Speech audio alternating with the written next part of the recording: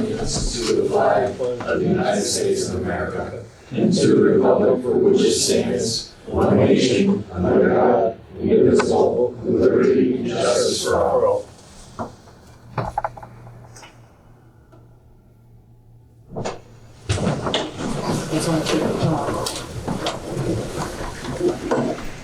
Still time. Going to the presentation, so on the agenda, it just goes right to you, right, Mike? You'd like that to be, yeah. I don't have the actual agenda, and I didn't have the capital budget presentation. Sure, I'll take the floor if you'd like. So, It's your meeting. all right. Well, good evening, everybody. Thank you so much for coming.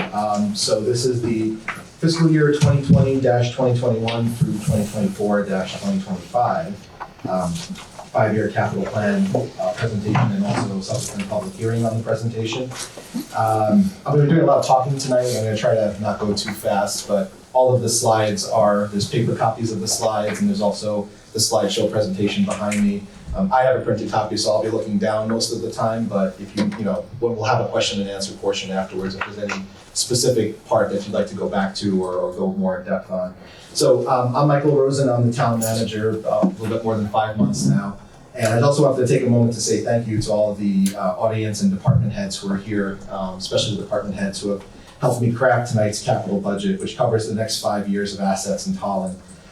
Also joining us is the school superintendent, and I'm presenting what I believe to be the true capital needs of the town over the next 5 years. Tonight we will focus mainly on fiscal year 2021, which is the immediate next year, but we'll also touch on the following 4 years.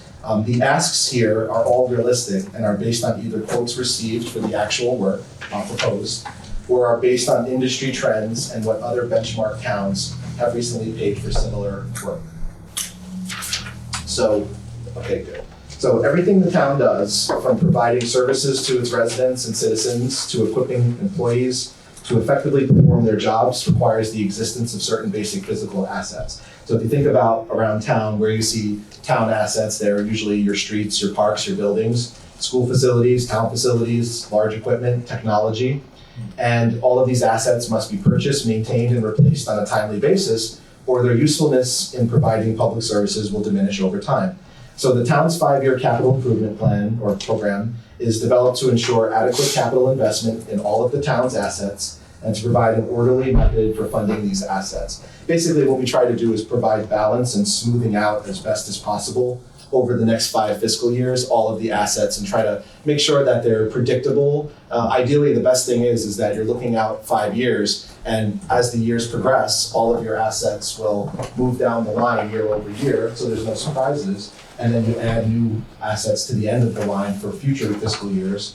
The good thing too is that it provides some flexibility where if there's public safety or emergency issues, things can get shuffled around in the 5-year plan. But basically we do it so we want to develop some consistency, and we smooth out debt service and things like that are very important for our finances. Make sure we keep our AAA bond rating.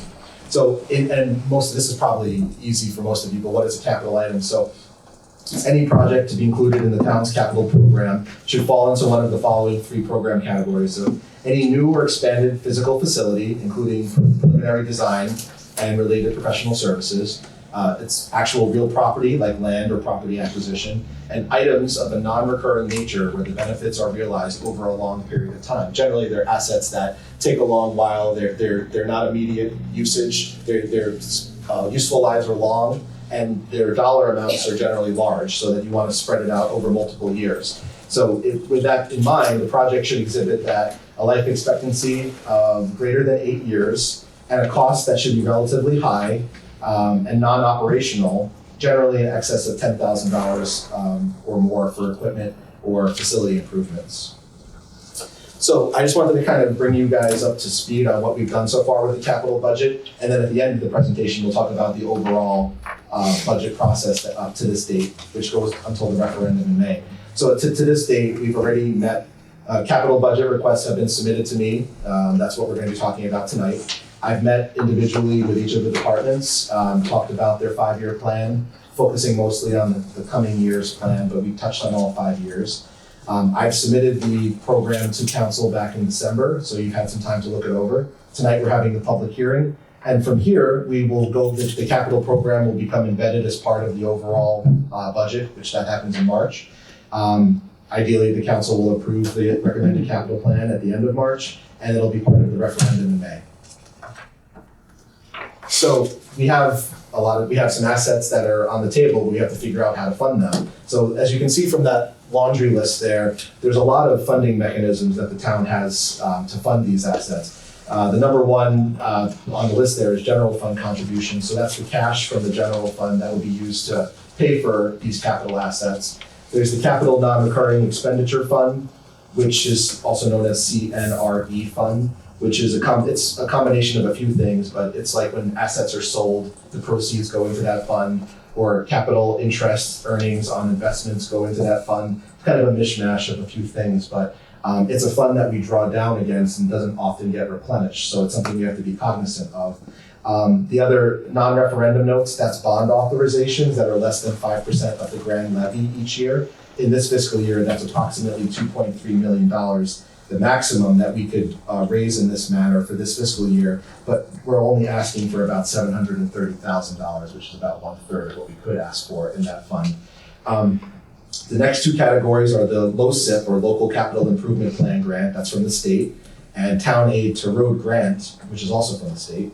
And those two grants are something that aren't guaranteed at this point because we're waiting to hear from the state whether or not we receive the money that we're expecting to receive. And those projects, and I'll identify them as we go through, the projects that are in those categories to be funded using those two grants, should we not receive those grants or should we receive lower than expected grants in those categories, we'll either not be able to do those projects or have to come to council to ask whether or not we can have more money from the general fund to pay for them. But we'll talk about that when we get to those projects. This year, we don't have any state school construction grant projects. We do have two very important ambulance fee projects, which we'll touch on. Cemetery funds, that's money that comes in, and we talked about cemeteries earlier in the week, but there is a project that is being funded out of cemetery funds this year. No referendum borrowing this year, that's a good thing, but we do have a previous year's referendum for road improvements that we're going to be drawing down our second year on that, so no new referendum this year. A couple other things. The next two don't really apply very often, but unallocated capital and recreational special revenue fund, we don't have any projects that qualify for those two categories. And then lastly, there's the utility reserve fund, which we do have a project, a boiler filtration system that's going to be paid for out of that fund. So that chart's very hard to read, but there are copies available if anybody wants to take a look.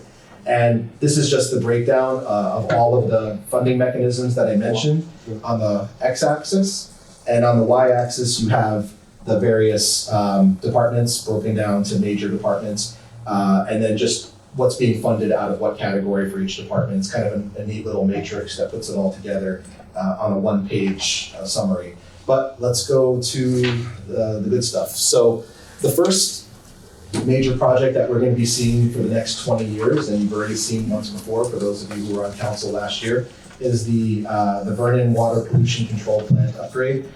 So the next couple of slides have some background information on the Vernon Sewer Treatment Plant project. This is an obligation of the town to pay off over the next 20 years. We do have a funding cycle, and we do have the source of funding stipulated over the next few slides. Just kind of briefly, the town of Vernon provides wastewater treatment to many towns: Vernon, Ellington, Manchester, South Windsor, and Tolland. The Vernon WPCA has been planning for the upgrades for several years. I'm going to just kind of skip to what's relevant here, but because you can read the background if you'd like to. But the crux of it is that the town of Tolland's portion that we have to fund after you take away state grants is 5.63% of the entire project. That's the entire $81 million project. And then after you remove $25 million in grants, we're paying 5.63% of the entire project.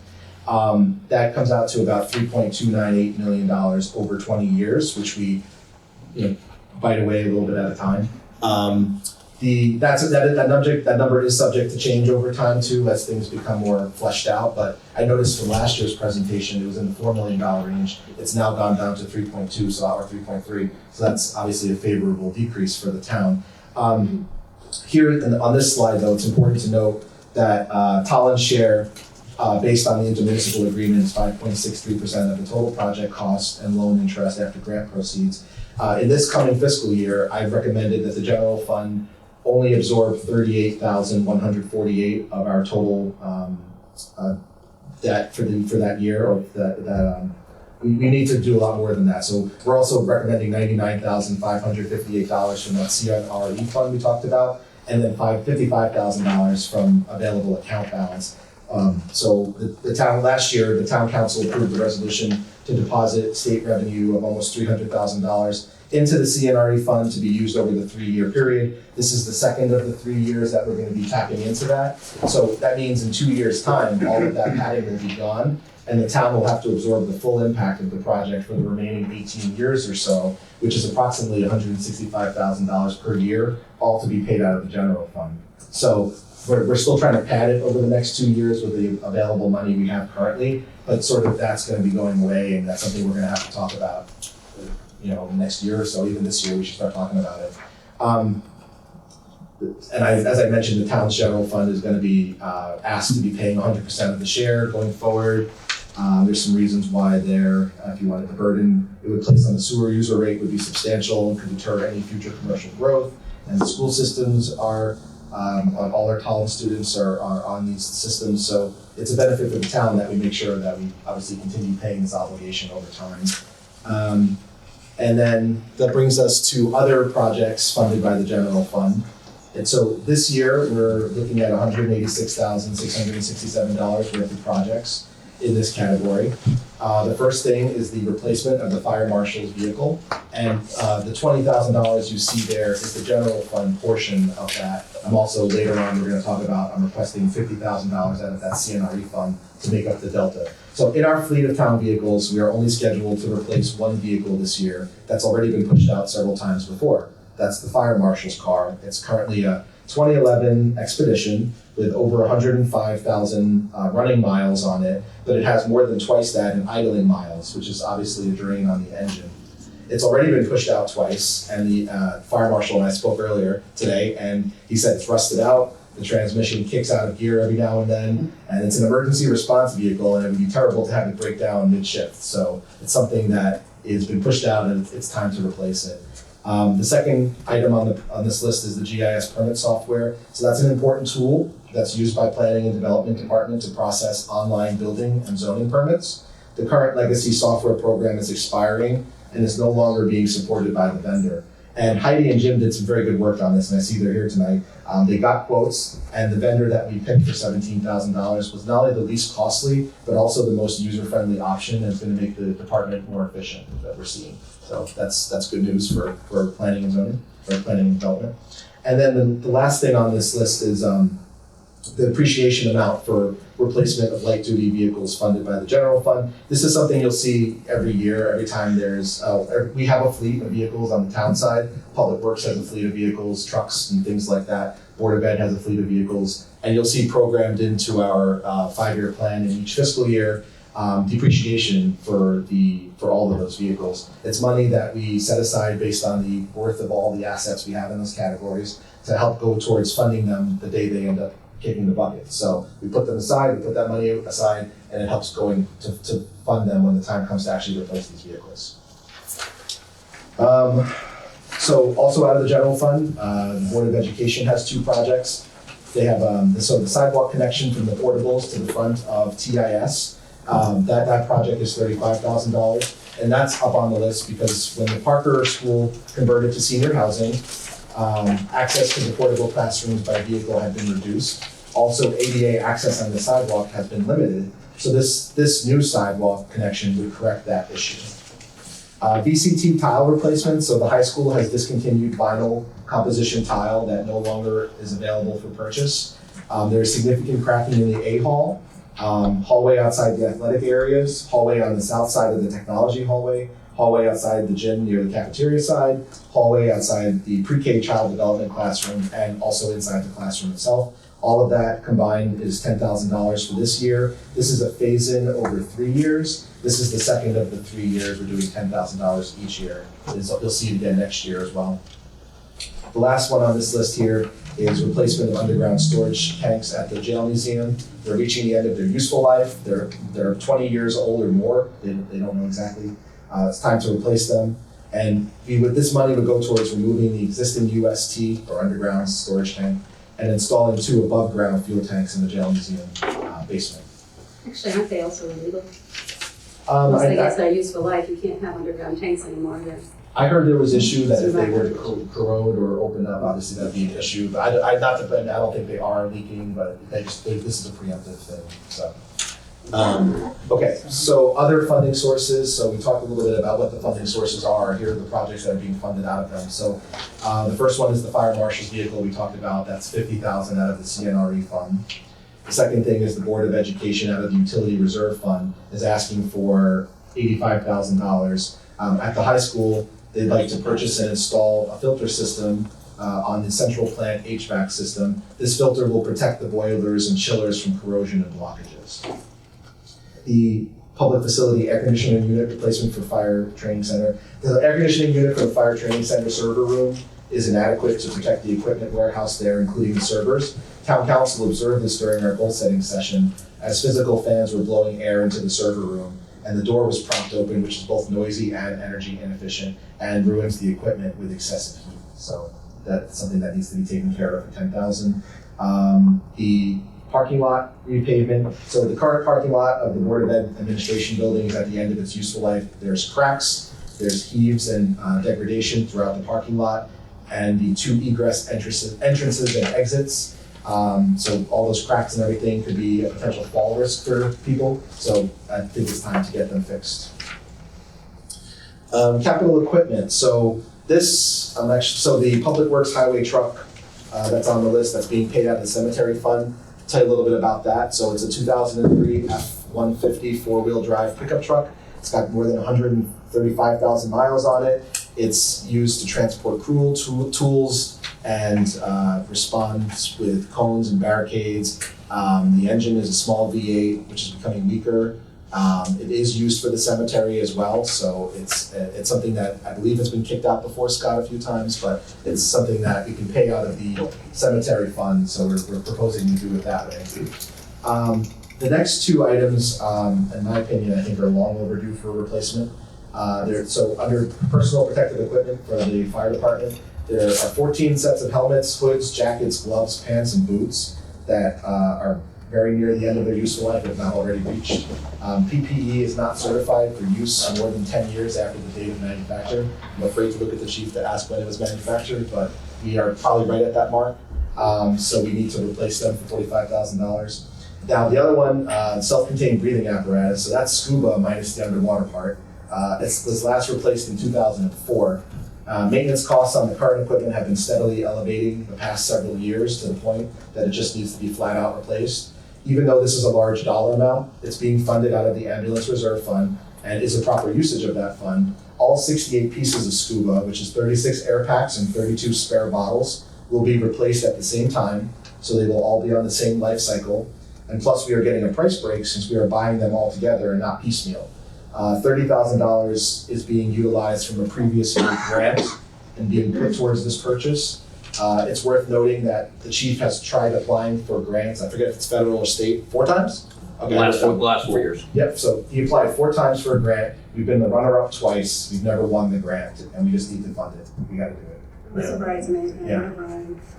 So, speaking of the fire department, I'm sorry, I'm skipping past number 35 for a second there, but speaking of the fire department, it's time for us to fund the firehouse improvement design. This money will be used to develop a scope of work that will bring 3 of the firehouses up to current building codes and ADA compliance. The architect will also be asked to consider requests from the fire chief regarding space needs. Based on the results of this design, the consultant will guide the true price of the construction costs in year 2, which is currently estimated at $3 million. That number I don't feel comfortable about, but that's what we're using right now. The consultant's gonna guide us to the correct number.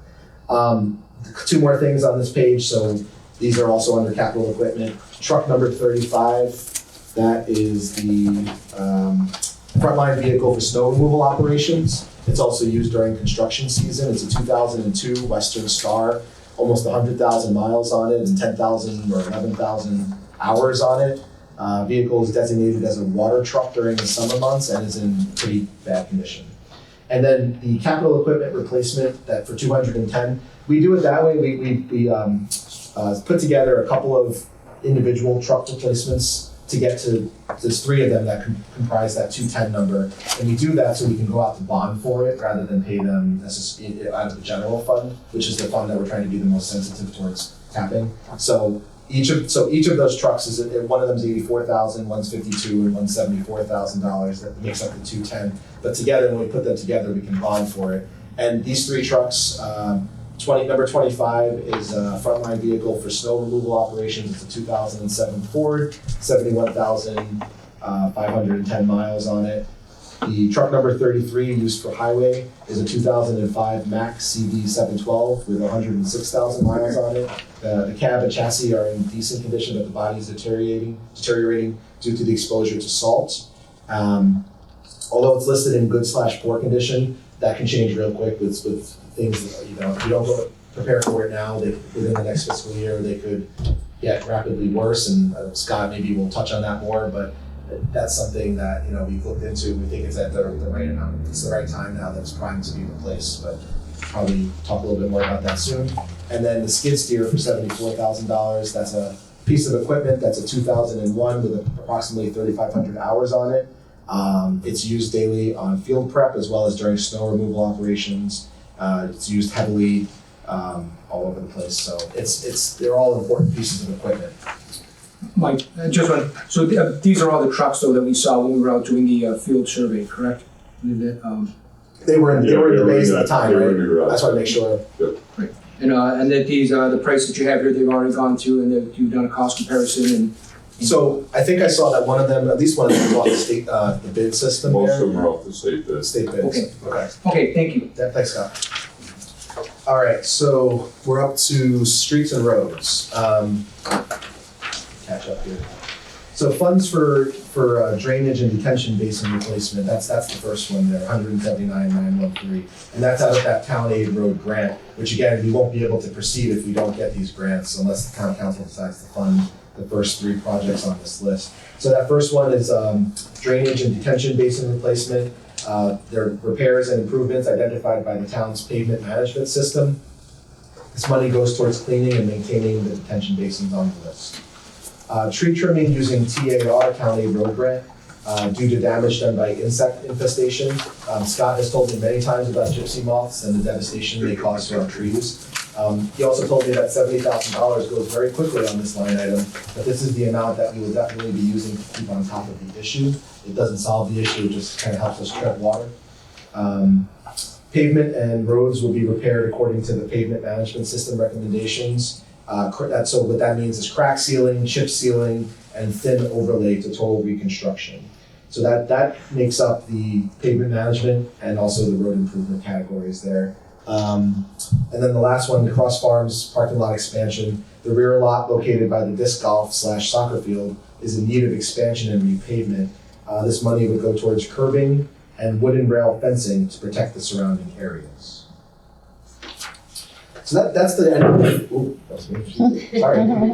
That takes us to the end of the first fiscal year. What I'd like to do, and I've been talking a lot, what I'd like to do is sort of go through the next couple of fiscal years, sort of highlighting the big ticket items. And a lot of these you'll see are over and over again. You'll see the Vernon sewer plants in there. You'll see a couple of instances of various trucks being replaced and things, but we'll touch on the big ones or the ones that kind of stand out as being not normal. So in year 2, like I said, there's a second iteration of the VCT tiles. That's the final phase in year. There's at the high school, they're asking for a new security panel and burglar system, and the middle school is asking for the library and the main office need new carpeting.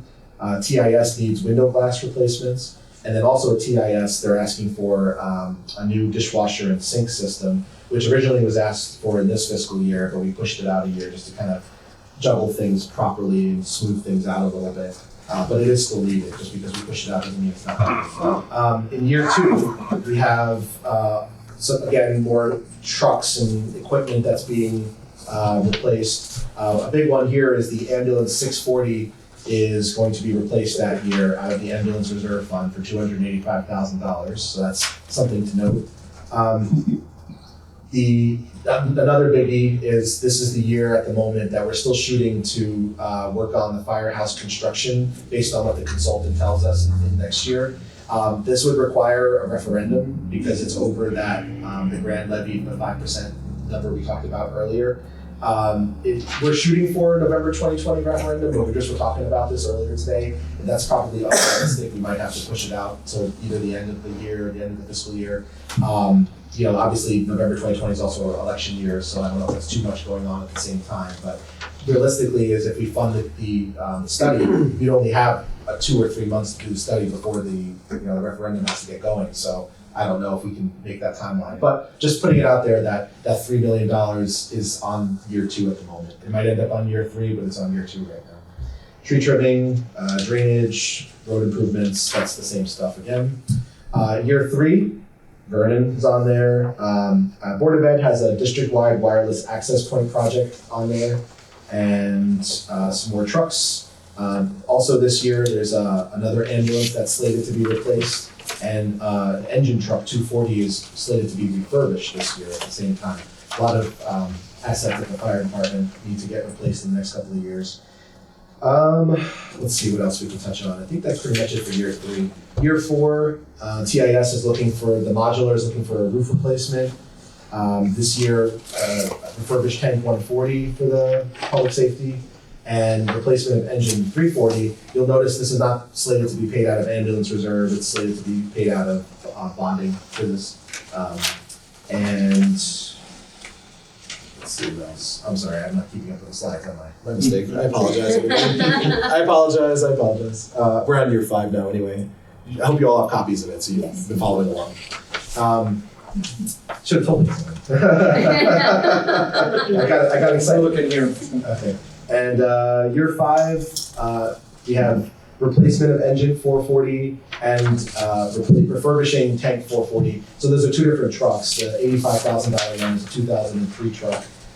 The other one is an older truck that needs to be fully replaced, not just refurbished. That's really it for our 5-year plan assets. This little chart here and on the next page I know are also difficult to read on the screen there. This is just a nifty way to show all of the public works equipment and their useful life cycle. Same thing with the next page, that's the public safety useful life cycle for their equipment. You'll see all of the equipment that we talked about today is on these charts. And getting close to the end here, so. No. So we like to show this chart every year, which shows where the capital contributions are in relation to the entire town-wide operating budget. You'll see it fluctuates each year. I'm going to use the pointer, but I don't think it's reflecting there. So this year we're asking for, out of the general fund, we're asking for $186,667, which is an increase from last year, which was $121,000.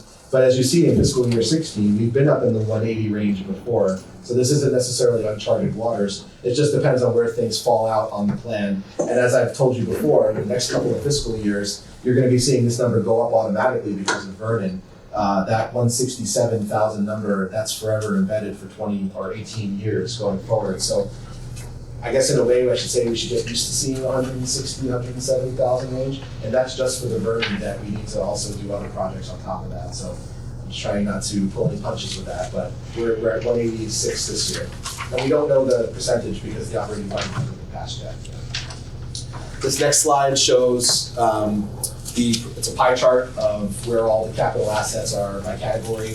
So no surprise, the biggest ticket item are the streets, the roads, the drainage, the pavements, all those projects we talked about. The next couple of the fire ambulance, that the protective equipment, that was $450,000, and so it's a lot of money in there.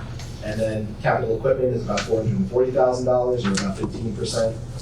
Town administration, Board of Ed, public facilities. So pie chart's a good representation of where all the money's going. And then our debt management plan. If Lisa's still, if she wants to come to the microphone for a second, I asked her to just touch on this slide before we take questions. Thank you, Lisa. This gives me a chance to talk. Yeah, turn it on. Go ahead. Thank you.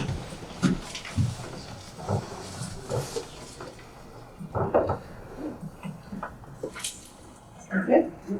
you. Hi, everybody.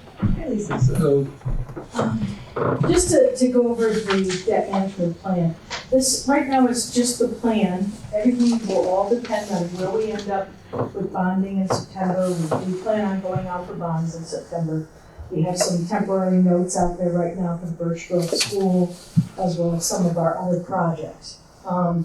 So within our debt management plan right now, these are where the numbers are estimated to fall for what we expect to be paying in the future.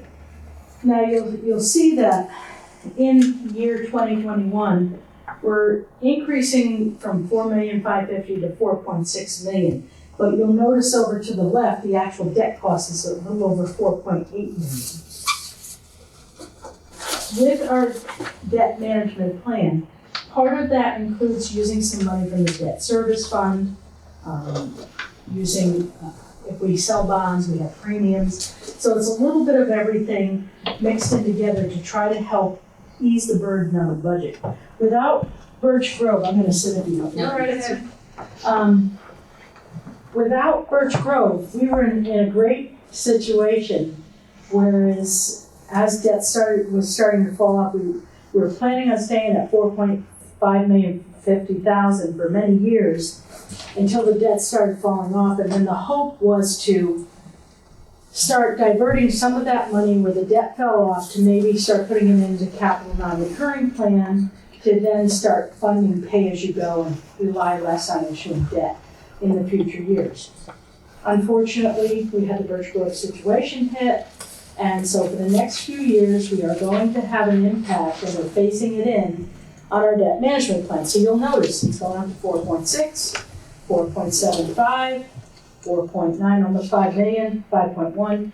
And then you'll see in 24-25, it's gonna start to go down as some of the debt starts to fall off the books, where then we will eventually get down to $4,550,000 or whatever the town council would decide is the best number that they'd like to be at, and maybe still provide some to capital non-recurring to start building forward for the future for some of these big ticket items like fire trucks and dump trucks and things like that.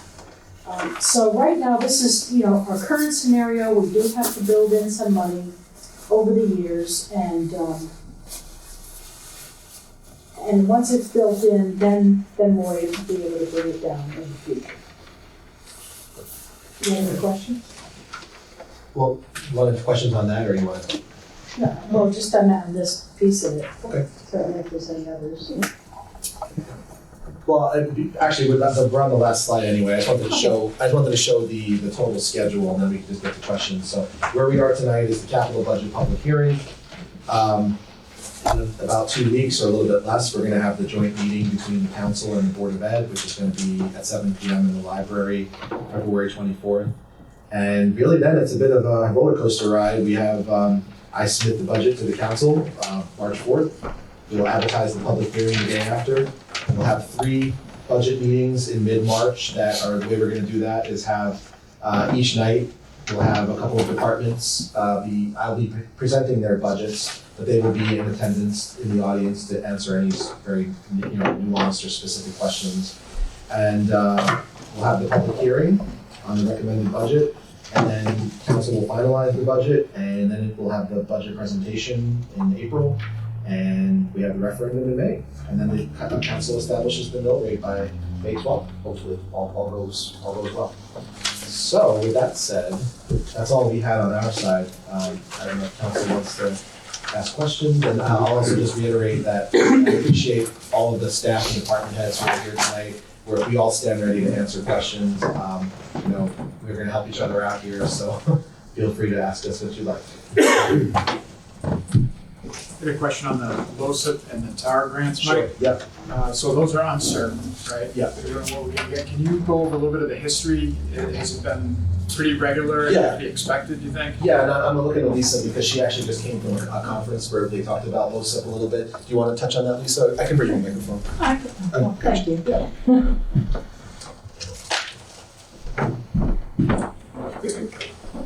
Today I met with our representative from CCM George Raphael. And also, I was at a GFOA board meeting this morning as well, speaking with my colleagues who have been working with their legislators. Currently, town aid money, LoCIP money is all on hold at the state until the State Bond Commission can meet and the legislature can vote forward on a bond package. That's been kind of held in hostage because of the governor wanting to link that package with the tolls. And the legislature has been getting a lot of heat, so I encourage you to continue pushing them to try to move this piece of the package forward without the tolls being linked to it. And what we're hearing is a lot of positive that that's going to happen. The State Bond Commission is meeting February 28th, and then they're hoping within the next couple of weeks that the legislature will move forward and vote on those funds. The last couple of years, we've received this money without an issue. This year and last year, there were a lot of delays, but we did still get last year's money, and as I'm being told, we should be getting our payments sometime this year for this year's funding, and hopefully going forward, this will continue. Is there any public hearings that, we can attend to help push this, that are coming up? I have not been advised of any particular public hearings. I do know that the legislature has delayed the whole toll thing because they're trying to get enough legislators there to be able to pass the vote. So that was supposed to happen, I think, this week, and now maybe it might be next week or the week after. So I haven't been made aware of when it will be on their agenda, but they're trying to push to make it happen.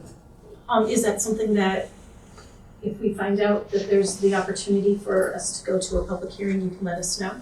And then we can decide if we want to go as individuals or if we want to have someone represent the town council at one of those. I don't know if that sounds agreeable to everybody. I think the most important thing at this time, certainly that, if we hear of anything, we can certainly advise the council. I think the most important thing now is just to contact your legislatures and push them to move forward with the LoCIP, the municipal projects funding, the town aid road funding, and just get that point across, because I think that's what's making some movement right now in getting the legislatures to say it's going to happen. So from two different sources today, I'm being told it's going to happen. That's good to know. Thank you. Actually, I don't have as up-to-date information as Lisa since she heard it today, but I did hear a few weeks ago that CROG is also advocating for this. They're trying to push pull whatever string they have to get this money for the towns as well as our advocates. Lisa, do you have specific points of contact? I mean, I know our legislators in general, but is there anyone that within our region here that are the focal points that we should be hitting? We can get you that information. I don't have it handy at the moment, but the manager's office, I'm sure, can forward the legislative. Are there any projects that are dependent on these grants that are currently scheduled to be started? Yes, we're holding off. Mainly it's for our town pavement projects. And Scott has been working with the bond money to at least keep moving some roads this year. But the other piece, we try to do at least $1 million a year in road paving. Part of it comes from the referendum funding, and the other part comes from these grants. So to make up that million. So the piece that we have not bonded is what's on hold right now until we know for sure we're getting the funds. Okay, so there probably wouldn't be a situation where something would be started with the expectation of these funds coming in and then they don't come in, and then we're sort of stuck holding the bag. That's not going to happen. Yeah. No, we've had it on hold. Okay. Scott was instructed not to do anything with that part of the funds until we knew where it was going to be. In past years, this has never been an issue. We've always been able to move forward with things. It's always come through. We've never had an issue. But now, in the past couple of years, unfortunately, Scott has had to be held back in what he's trying to accomplish until we know for certain that the funds are coming in. Thank you. Are any of the funds for either TAR or LoSiP utilized for the town green walkways? And just recalling that we've had a few emails in the past about the safety of those sidewalks. I think under the program, and Scott can back me up, yes or no with that or not, that those sort of things are not funded under the town aid road program, is correct? No, it's more for the paving The paving, and purchasing of salt if we need And it. purchasing of salt, things like that, Exactly. drainage. Should you ask that question? Is the Board of Ed parking lot a shared parking lot? With the church and Yeah. there's another thing as well besides the church. The The preschool? preschool, yeah. It's on, should be on. Yes. At least the town is clean. There was a very Everyone else complete anymore? answer. Is it on? Daycare. Daycare. Yeah, it should be on. Going off of Brenda's question, is there any cost Gotta get sharing really with close. that parking lot? Need it. Since it is a shared, Yeah. Unless, Walt, do you have, I was gonna There's say no to cost sharing that. with the church. I don't think there is. Or the daycare, right? Or the day. Yeah. We're just being good neighbors. Yeah, I mean, as far as I know, we pay for that a lot. There's a lot next to it that is the churches and Yeah. preschools, that is mostly ours. And we just, we allow people to park there. Yeah. Technically, it's a town, Right. I mean, we don't block it off, or, we should do a big E thing where we're charging $5. I'll give you a lawn chair while put up a sign out there, $10. Coffee out of my window. Right. Coffee out the window, cookies on the side. And that parking lot comes in very handy for like the parade, people being able to park there and other events that happen on the green, like the prom pictures and things like that, so. It's used a lot more than just for the Board of Ed, so thank you. And I wanted to make one comment about the opening statement about this, where was it, that it's, provide services for our residents and citizens. Can we also include visitors? Sure. So that we're taking a look at those tourism. I mean, we have people come into the Board of Ed all the time from other towns. We should charge them parking. Tolls. We're told, exactly, right there, right in front. Yes, I'll add that. We'll say for future message on this one. But we want to be welcoming to everybody. Quick question for Walt. For year 3, I was talking to Lisa right now. I was just curious about the district-wide wireless access points project, what the primary benefit is for this Board of Education for that to be completed in year 3. So the IT people talk about how the wireless standards are always evolving, so they keep replacing the frequencies and all that kind of thing. So as the district is relying more and more on the cloud-based infrastructure and software, which is basically where it's all going, we need to have the equipment upgraded so we can have more bandwidth. Most of the materials we're getting now are media materials. The textbooks and everything are now being replaced by subscriptions. So just like Microsoft went ahead and made it, well, some of it's free, but they got rid of the CDs and now you're doing subscriptions. Everybody wants subscriptions. That's kind of where textbooks are headed to. So the media content and subscriptions and all of that, it just requires more and more and more bandwidth. So we have to periodically replace those things or they start to bottleneck. And we also are reliant upon them for our standardized testing. And we have to test kids in very large groups. And again, those they are now more and more not Cat5 plugged in. They're more and more wireless, wireless units that connect. So this is a benefit not only for the administration, but literally for the teachers in the classrooms to be able to do their jobs. Oh yeah, it's becoming just integral to everything with respect to the content and the media materials and the testing and all of this. So, thank you. So I have a question for both Mike and Walt. That on you're going to jumping at year 2. You have the replacement of the security panel and burglar system over at the high school.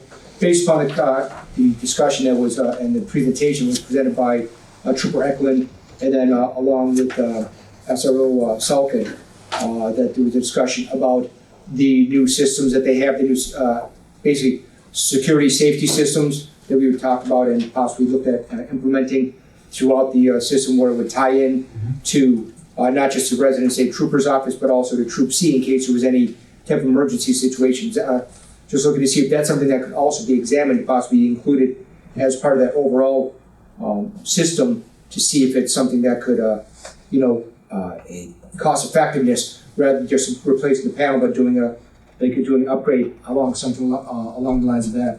Well, I might have the same thing, Lou. I have some narrative here that the current security panel is operational, but the BOE is looking to integrate all 4 schools onto the same security platform. So the high school has one system with Honeywell keypads that will be upgraded to a current platform with the same compatible software.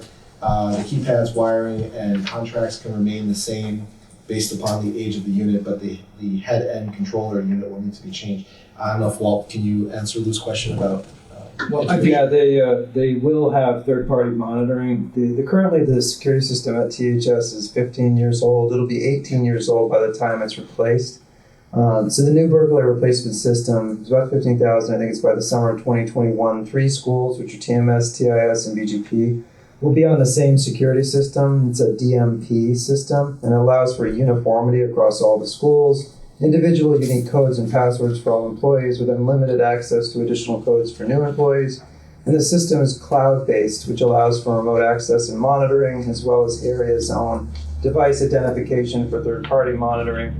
It has all of the capabilities I think you were asking about. Yeah, so I mean, just with the monitoring, I mean, it's not just the keypad monitoring, but also is like, I guess what Trooper Eklund was saying is about the camera-based, where you could have the cameras based in like the hallways. That way, if there was any type of issue where they need to have a response, a quick response, that they could actually access the cameras from a central location, like the resident state trooper's office or Troop C, so they would know what they're going into before an emergency. Yeah, well, we have that now. This would probably talk to it. Okay. It gives a zone identification of where things. I know that even the upgrade right now that we're going to use for instance, phone systems will tell us what the points of activation are. And we have camera systems plus the burglar system, so they would work in conjunction. Okay. We could identify the threat and have a camera on it and provide that information. And troopers could grab that from their laptops or from the resident troop office or even Troop C. Okay. Yeah, I just asked that if possible, if you could touch base with Trooper Eklund and just sort of coordinate to make sure that it's something that would be compatible. Sure. Thank you. Sure.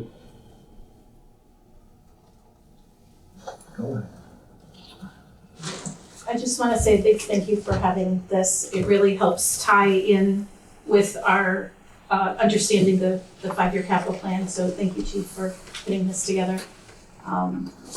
It's been invaluable.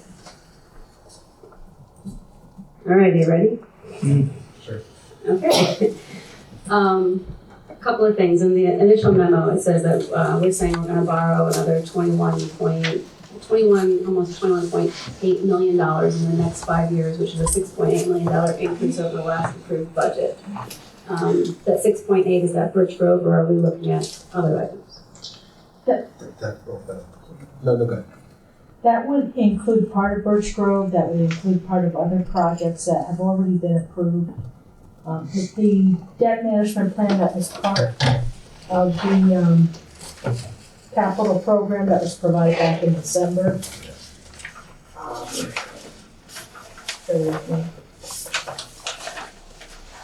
Showed some of the assumptions of projects and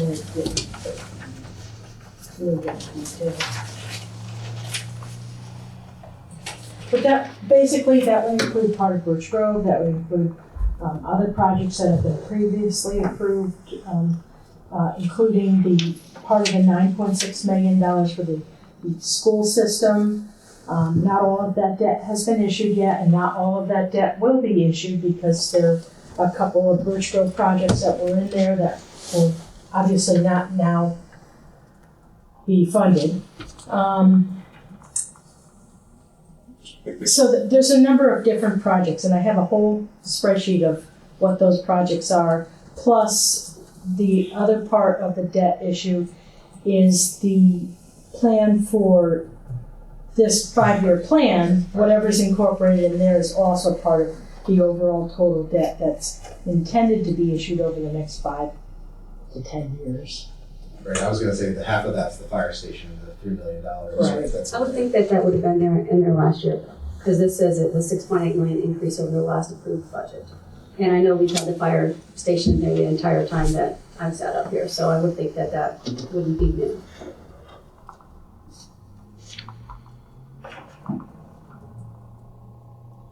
I think I need to look at it closer. And certainly we can answer your question.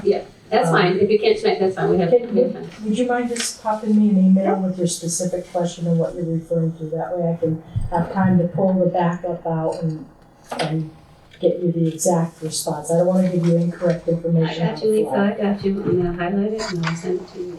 I appreciate it.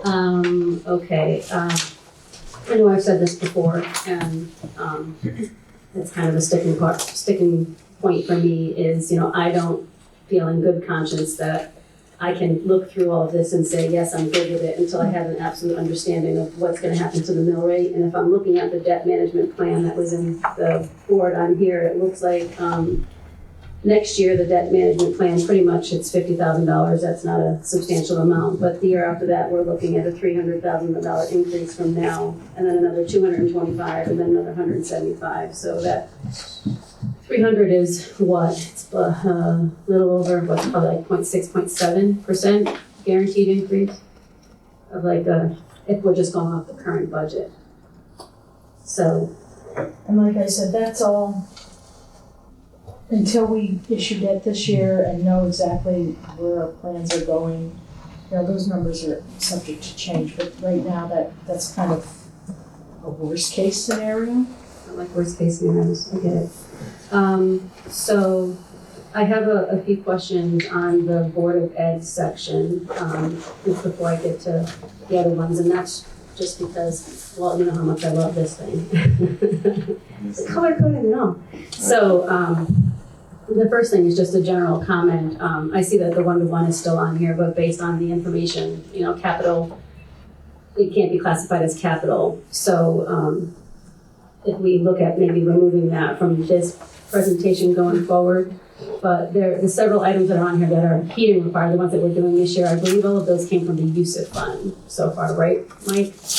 I would think like the ones that we're currently doing this year, if I remember correctly, they're all coming from the USIP. The projects that the Board of Ed was approved from last year, you're saying? Yeah, the ones that we're currently in this current fiscal year. There's several on here for like the geothermal purge card, the CO2 sensors, and the geothermal CXM units. I'd have to go back to see the absolute funding. So this year, You're talking about the current fiscal year that we're in now, Yep. 19. And then the 85 from next year is the USIP fund also. Right. That's the filtration system. So, some of those projects, there were some projects funded by the USIP fund in the 1920 budget. There was also some projects that you funded separately with the USIP fund balance at the end of the year. Yep. So to specifically see which ones were which, there was some money taken from the USIP fund, I think. Yeah, I just want to make sure that we're utilizing that. Yeah, that, the money that the quote unquote savings and stuff that's there, that we're using that to the best that we can to make sure that the boilers and stuff like that, we're taking it out of those funds. We are, and the fund now did have a nice balance in the beginning due to some of the rebates that had accumulated. We're getting to a point now where we're getting down to the threshold that we will have to just maintain and take it easy on the use for projects. We'll look at it, but at this point, what's being recommended, I'm comfortable with it under the policy that was agreed upon. But we are using those funds and have drawn down on them significantly. It doesn't look like we have anything large planned. I would think like the biggest user of the USIP stuff is going to be the school systems. It doesn't look like we have a lot planned to kind of hit those in the next few years. So we should be able to build back up a little bit of a balance there if we have good years and good days. Yeah, it all depends on what happens with the utilities and. It's a mild winter. It's a mild winter right now. Yeah. We're saving money, right, We'll Scott? see. Okay, There's a question on the security. There's a lump sum of $500,000 in the bond for security issues. I know we've done several projects recently for doors and glass, stuff like that, but do we have money left in that $500,000 to be able to handle the security? What's that? It's yours. Yeah, but it's I like think half. Lisa's like, You're talking Well, 460 that's I been could- allocated.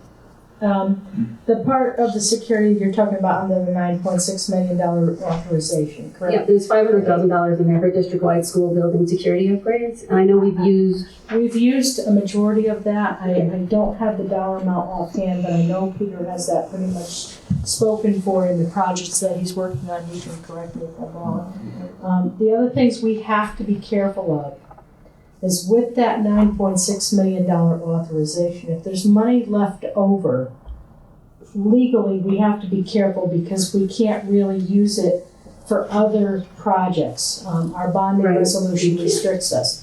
So, I mean, that's security. If it's security in the same that falls under the project, if there was money left over, they might be able to do something, but we have to be very careful before we say, oh yeah, we're gonna do that. Right. With anything left over in those projects. Well, the bond is specific, as it should Right. be, and we shouldn't be using it for anything that the people did not approve us to use it for. That's So- correct. But I just wasn't sure if it was the security in that same sense. You- Same you thing might with be like able the to get security, by. the glass that's in year 2. Having a hard time speaking right now. Is that safety glass, or is that just like replacement of windows or inside glass, or The TIS glass replacement? year 2? Yeah, so it's the 16850, right? Yeah. Okay, yep. Let's see, it does not, the TIS window replacement, Monday, December 2020, I'll give you the narrative on it here. Windows are caulked and painted. They're being replaced with some of this stuff on the outside during the window glazing, the security project 2 years ago. They're adding glazing to it, which does actually increase its strength. Adding more ceiling. They need to be, there's more of the, I guess, parts of around the windows that need to be replaced and taken care of. The windows in the first and second floor, the loading dock area facing Hicks parking are failing, and their seals are failing. The windows that are being replaced there are original to the school construction in 1969. So they're 51. Got some use out of those. Yeah, so they're 51 years old. So, what I can see from this is they're reinforcing the strength of some of them. A lot of them are falling out, and the ceilings are falling out. So they're just fixing them, and they've never been fixed or replaced this way. So. I would say, do you know, especially the ones on the first floor, are they safety glass? And if not, is there a way to find out how No, I much more don't we think need they to are. And safety glasses are really expensive. So I would guess no, that they're not all safety glass. I can go back and get the answer, but my guess would be no. That safety glass, when we've looked at it, you can only install it in certain areas, in small quantities at a certain period of time because it is very, very expensive. Ballistic glass is really expensive. And it's also heavy, so when you install it, you have to sometimes take the chassis of the door and also improve it. So at TMS, we considered that, but we would have had to have replaced a lot of the door equipment because it's so heavy. Along the same lines, is it something that maybe you've been examining? I know that there's the ballistic film. They have it on now, where rather than doing the full ballistic glass. That's something that can be examined, if just to get a cost comparison, see something along those lines. Yeah. Next thing I wanted to ask about was the modular roof. So $45,000 for a modular roof. From what I understand, and please correct me if I'm wrong, but I believe we really use that for storage. So what's the thinking that $45,000 for a roof for a storage unit? Is there anything more efficient that we can do? Like how much is stored in there? Well, it's the only area the district has for any storage at all. So we have furniture, office equipment, curriculum materials, IT items. So a lot of don't want to publicly be putting out there. There's electronics in there. There's a lot of stuff in there that needs to stay dry and in a contained environment. It also serves as a storage area for project graduation, Tolland youth summer theater performance. We are at a very a big shortage for storage space, so it's an important facility for us for all of those reasons. We've also seen in town what can happen if, sometimes buildings aren't upkept with the old Parker building. A lot of damage, and that became almost unusable because of it. So, this is something we utilize in the district for a number of things, and the community utilizes. So we really do need that space. And so getting that roof replaced makes that all of the stuff that's inside of it will be protected, and all the investments that are in there will be protected. I hate to ask this, but does it need a full replacement? Knowing Pete, if this thing is on here, yeah, it's $45,000. Pete, if it didn't require this, he would not have it on here. It's just the kind of guy he is. And then the second part of that there is the sidewalk from the portables to the school. If we're not using it for a classroom and it's only for storage, kind of struggling with $35,000 for a sidewalk to a storage unit. Well, so the TIS sidewalk around the portables, the town has a project to construct an ADA sidewalk from the library down to TIS. So it stops at the canopy that connects to the school and the portables in order to complete the project and provide adequate access and egress for vehicle and pedestrian traffic from the front of the school to the portables, as well as from the upper and rear level of the school to the front for fire drills and access. We need to install a sidewalk that connects all these sections. So currently the vast majority of the terrain is grass, which is unsuitable for those in ambulatory situations. The school's rear entrance serves as our second story access entrance. So we really need to have that area. It's a functional area for us, for the town and us. Okay, so Mike, I'm gonna make a suggestion on this one. We have steep grant opening up soon. Is this something that we can look at for a steep grant, especially since it's ADA related? I would imagine we can, it's something we can put on the list of ideas. As far as I know, I haven't heard that the steep grant had opened yet, but. I know, you haven't told me that it's open, but Right. when it does, maybe we throw it on the list and we look to see if it's steep grantable, especially since it's, we're saying it's an ADA. The only thing I can think of is if we don't put this forward to program it for funding in the next year, does that open us up to any problems, Walt, if we don't get the steep grant? Because it's a competitive grant, so. I mean, I can Well, only this isn't conjecture that this if it's year, not. right? No, It's not in year one, so. the connection from the portables is year one, yes. Yeah, this year. I mean, council can decide to push to year two if it wants to. But it was brought as a need, though. One other thing we could consider, Which one's it coming out of, Lisa? That's not bondable. It's general fund. It's general, 35,000, right? yeah. what you could consider is if we do apply for the grant and so happen to get it, and the general fund did front the money, It goes back to the general also fund. put it back to the general fund with, you would have to vote to do that. But that could happen, that you could do that. I'm good with that. I'm good with looking at that. If we can get it for steep and put it in there, and then if, even if we get a partial, whatever we don't have to use for the general fund, we just put that.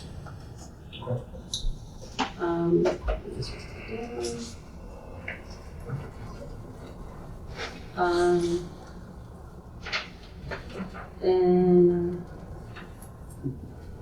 that's for the boiler, which I have. Quick question for Scott. How many trees would you say that $70,000 get you a year? On that list.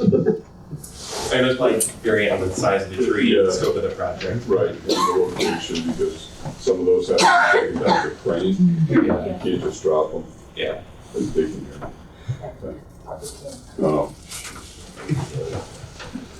Realistically, it's hard to say, but for $70,000, I'd say probably somewhere in the range of 50 trees.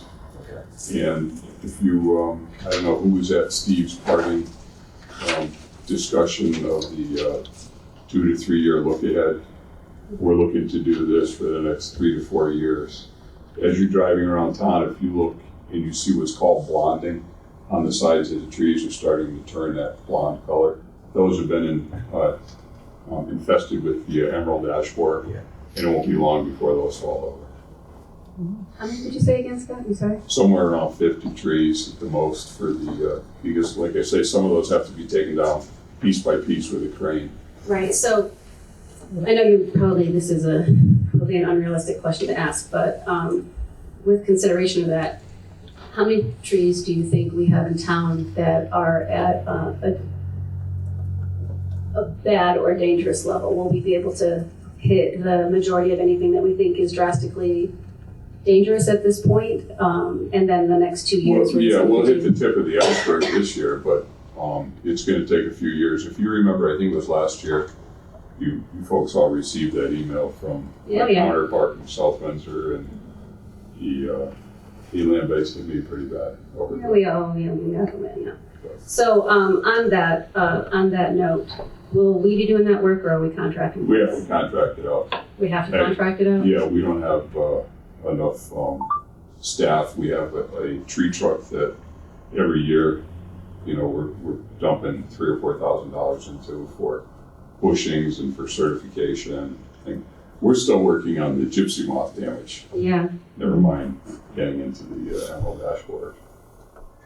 So, I'm sorry, so that 70,000 goes towards outsourcing? Yes. Yeah. We would go out to bid, put it out to. That was gonna be my next question, Yeah. go out to bid on this. Yes. And how many typically do you go out? How many bids do you typically go out with? Is it just? Well, we go out, we open bid? request, request, RFP? Yep. And then, depending on who comes in, they have to be a sizable tree company. It's not a rate job though, is it? No. Not prevailing wage, okay. No. So we can actually, like, if it's a good-sized tree company that's also a smaller local business or something like that, or? Yes, you can utilize that, yeah. Thank you. Sure. Okay.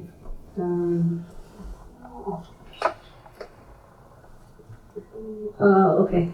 So I have a question, and I got a little bit of this clarified when we were talking about the 1.2 million that came over from the Board of Ed and how that money was used, the things that we already approved, that there was still some dollars that weren't left because of the way that the thing was written, but they did not use.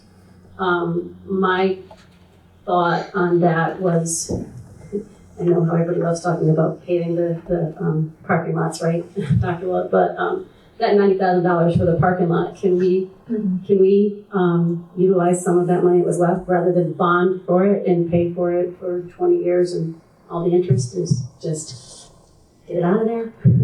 You know how I feel about this, Lisa. I'm all about it. Certainly, it's certainly a council decision on what you'd like to do with the use of fund balance. You'll be getting a report forthcoming from me. I may be tweaking it a little bit if we've got better numbers for the budget. But anyway, I've got an analysis that I'm working on to try to give you a feel for, if you were to fund the fire truck, that was supposed to be funded with bonds this year. We have not issued that debt. But if you decide to pay for that outright, I've got that factored in to see, so you can see what the impact on fund balance would be. I could also show you if you wanted to add the 90,000 and just take it out of the capital program, or fund an extra, if you want to keep it in the capital program and use an extra 90,000 out of fund balance for the budget next year. That's something we could do as well. So, the one thing with using a fund balance, you have to be very careful. We've talked about this, to maintain that bond rating, because we do have significant debt that could cost us millions of dollars if we lose our bond rating. But the other piece of it, you have to have some for emergencies, but also the other important thing that I'd point out is when using fund balance, using it for these one-time sort of things and not operations. Absolutely. That's the important thing to keep in mind. So something like this, if the analysis supports it and still keeps us within our fund balance policy, it's something that I might be able to support once you look at the numbers. Currently now, even with the analysis that I've done, and depending on where we end this year, I would expect we might still be within our range, our fund balance policy range. But although we have a range, We don't wanna be at the bottom of the range. well, and the other part of it is, our policy also says to try to have at least 2 months operating expenditures. We're below that significantly. Our range is not that number, it's less. So we're definitely not at what is recommended by the best practices of GFOA and what the debt rating agencies look at, but we're still within a reasonable range. So those are the things that you have to be cautious about, wanting to use fund balance for various projects. And again, I support using one-time money for one-time expenditures rather than let's add, a few $100,000 to help offset the mill rate, but then next year, if it was just for operating, next year you're still gonna have those operating expenditures. So those are the things to be cognizant of when, making these. Preaching to the choir here, I get it. Well, I'm just trying to, I know there's a lot of new people too, and I'm just trying to educate, you may already know this. And for the residents watching too. Right, correctly, correct. So, if that's something you decide to do, it's certainly when you're doing your budget deliberations, you can decide either you wanna go to public hearing and appropriate it this year and use fund balance, that's fine.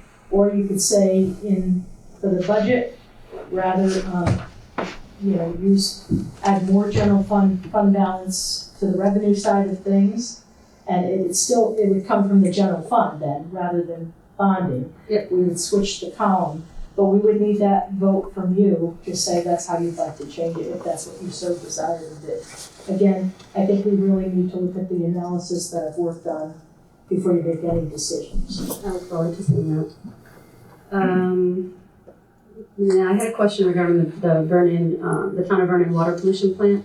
In year 2, it spikes significantly from the regular payment. I was wondering if you could just kind of give some color as to what's going on there and why it's spiking in year 2. Do you happen to know? I've noticed that too, obviously. That's the highest year on the 20 It years. is, yes. I met with a lot of people today, and I was with the finance director from Vernon.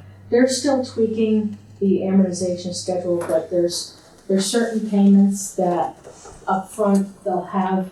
That's the current amortization schedule they have right now.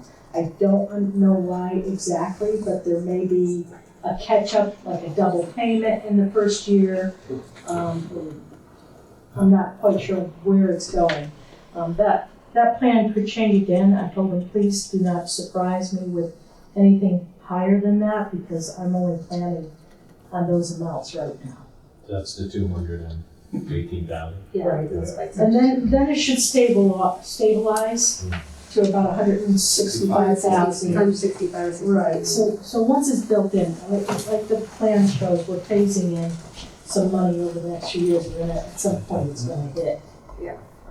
But we're trying to ease the burden right now until we get through the reval and We're kind of at their mercy with that. They give us the schedule that we have to pay, so. yeah, I mean, we have no control over the amortization schedule, how the debt is issued, it's all through, the funding process that Vernon is doing. And early on in our capital discussions, Lisa and I talked about this, and we were able to engineer it that the general fund was only gonna pick up about 20,000 more than this year, from 35 to 55,000 or so. We're using a lot of the existing funds in that last year to pick up, to basically blow all the padding we have, because that's the most significant year for expending money on that project. Okay, I'm at the public works stuff. Replacement of truck 25. Come on, so no one's getting out unscathed tonight. Get ready. So replacement of truck 25, it says that it's in fair condition. I understand that the miles are low, but the usage is heavy. I have a husband who's all about this stuff, tells me about it all the time. So here's my kind of plea on this quest is looking at the debt plan for the next few years and the spikes that we're going to see, and I'm just wondering, obviously if it's a safety issue, then the topic is off the table, but with something that's listed in fair condition and like the skid steer, I saw the new one that we saw down in the garage when we were out there.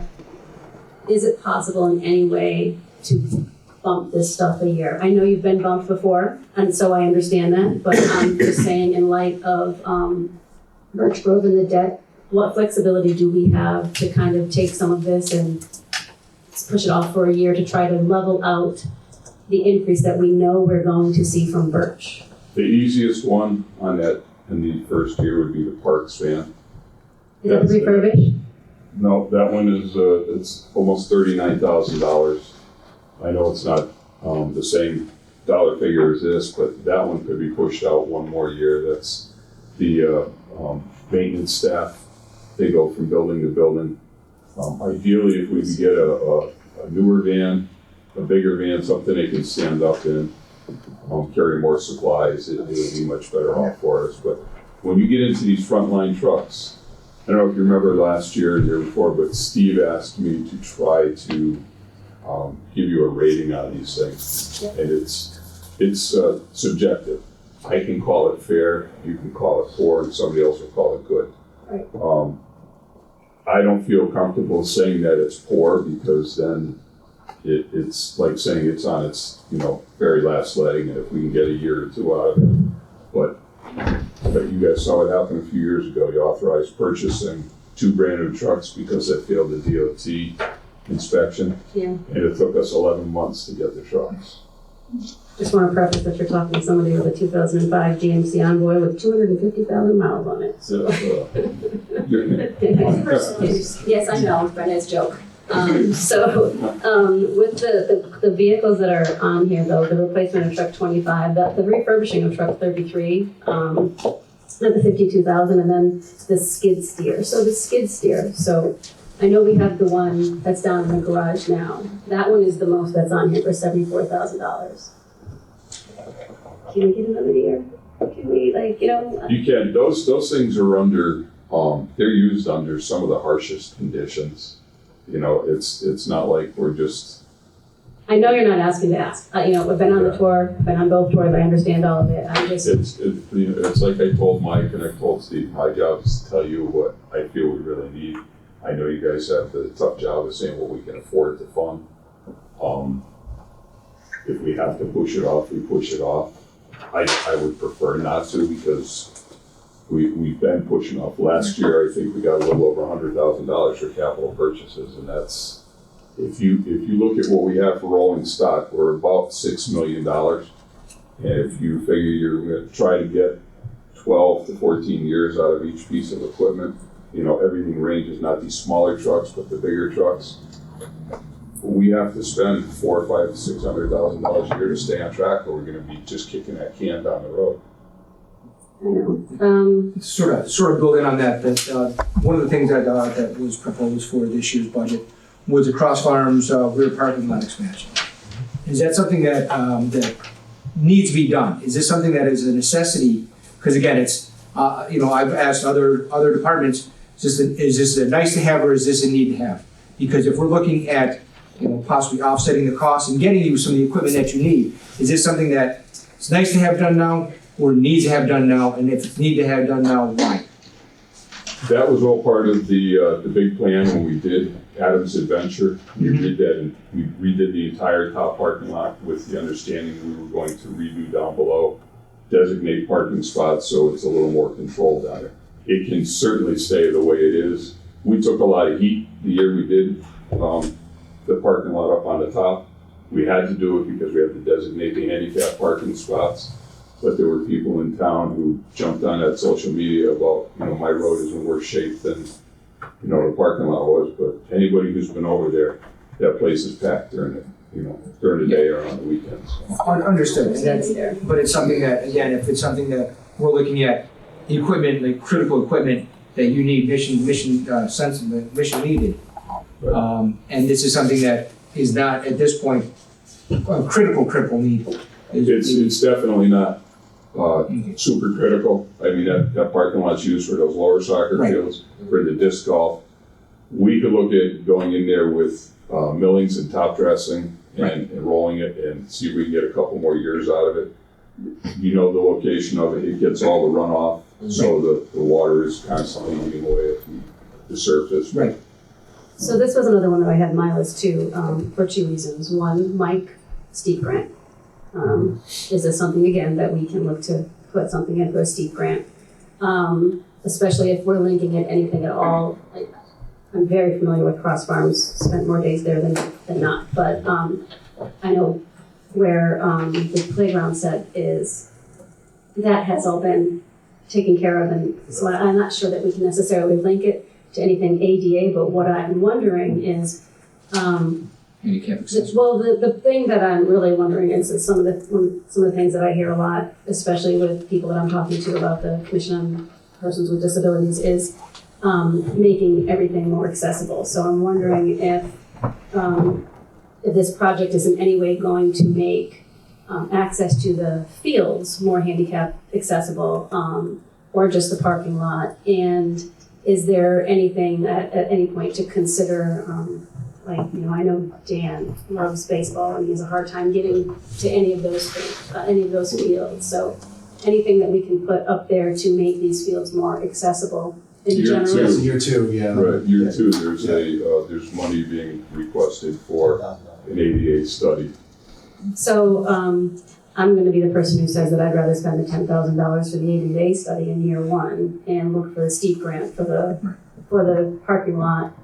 And if we can't get that, moving that to year two, because having been down there, like I said, kids played soccer their whole lives when playing in college. They spend more time down there than not. It's not lovely, but it's not dangerous either. Well, at your meeting, I think Tuesday night, it was discussed.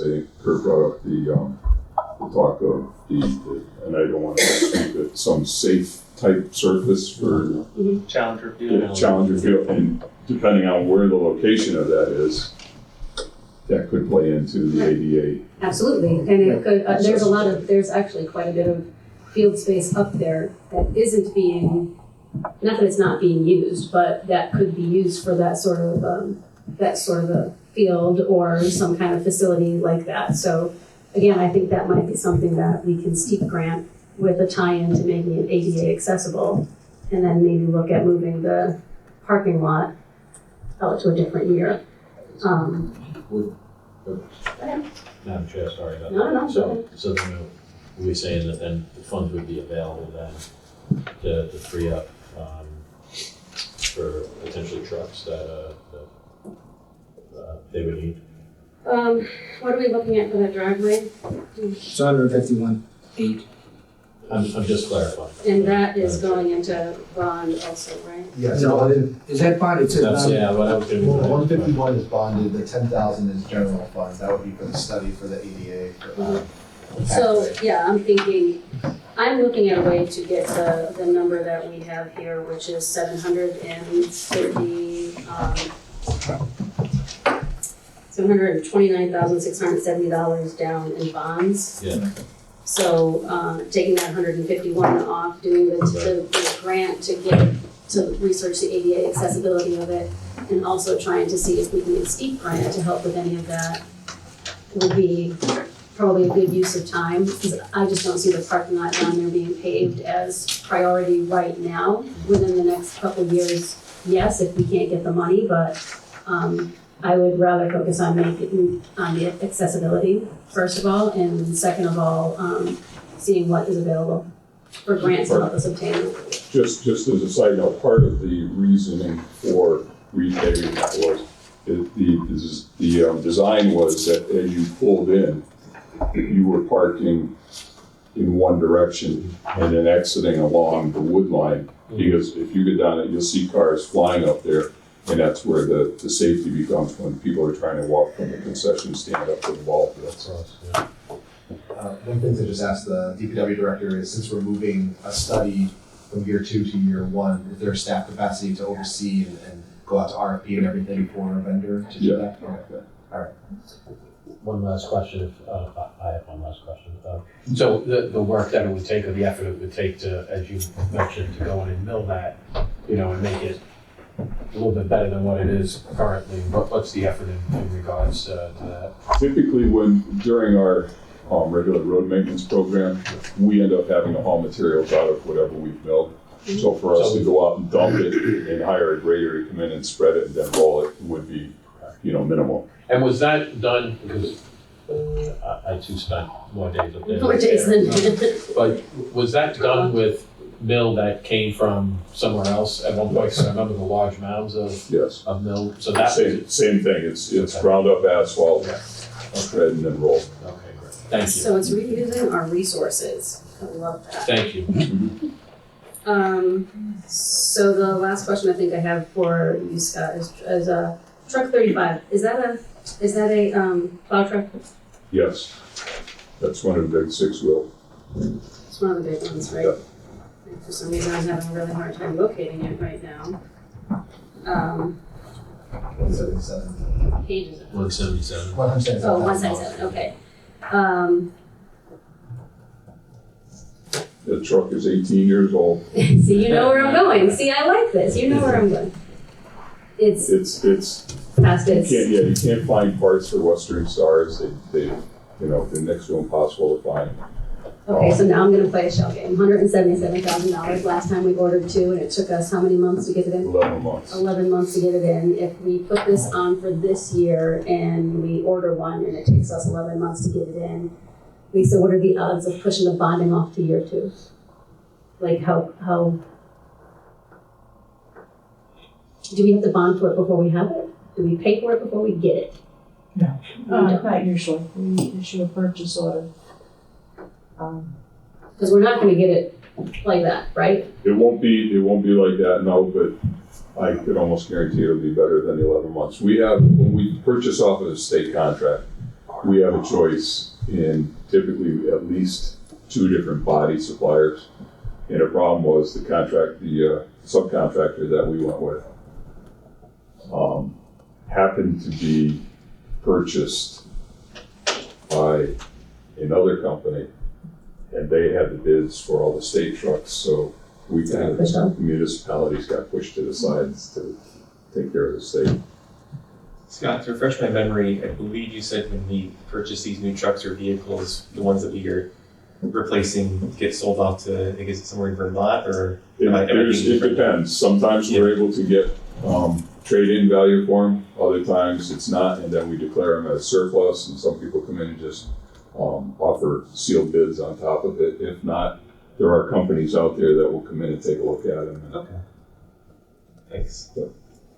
And actually, one other question regarding the tree trimming, just going back to that. Are there any efforts that the town can do to promote residents that have trees that they feel are at a safety risk that are near wires to have Eversource try and get those removed for us versus having the town be held liable for them? One of the issues, and we just ran into this last week, we finally got Eversource to agree to come out.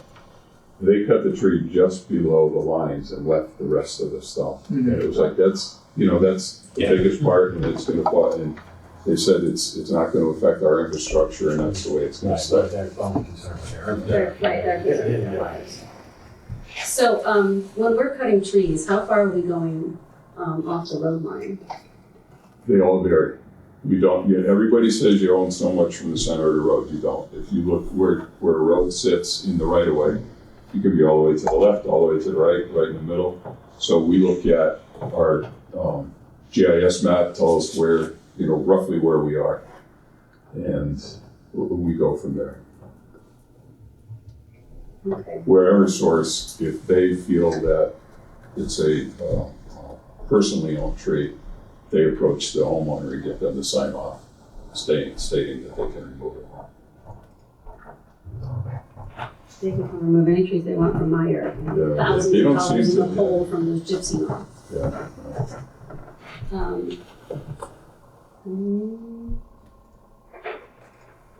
I'm done with you.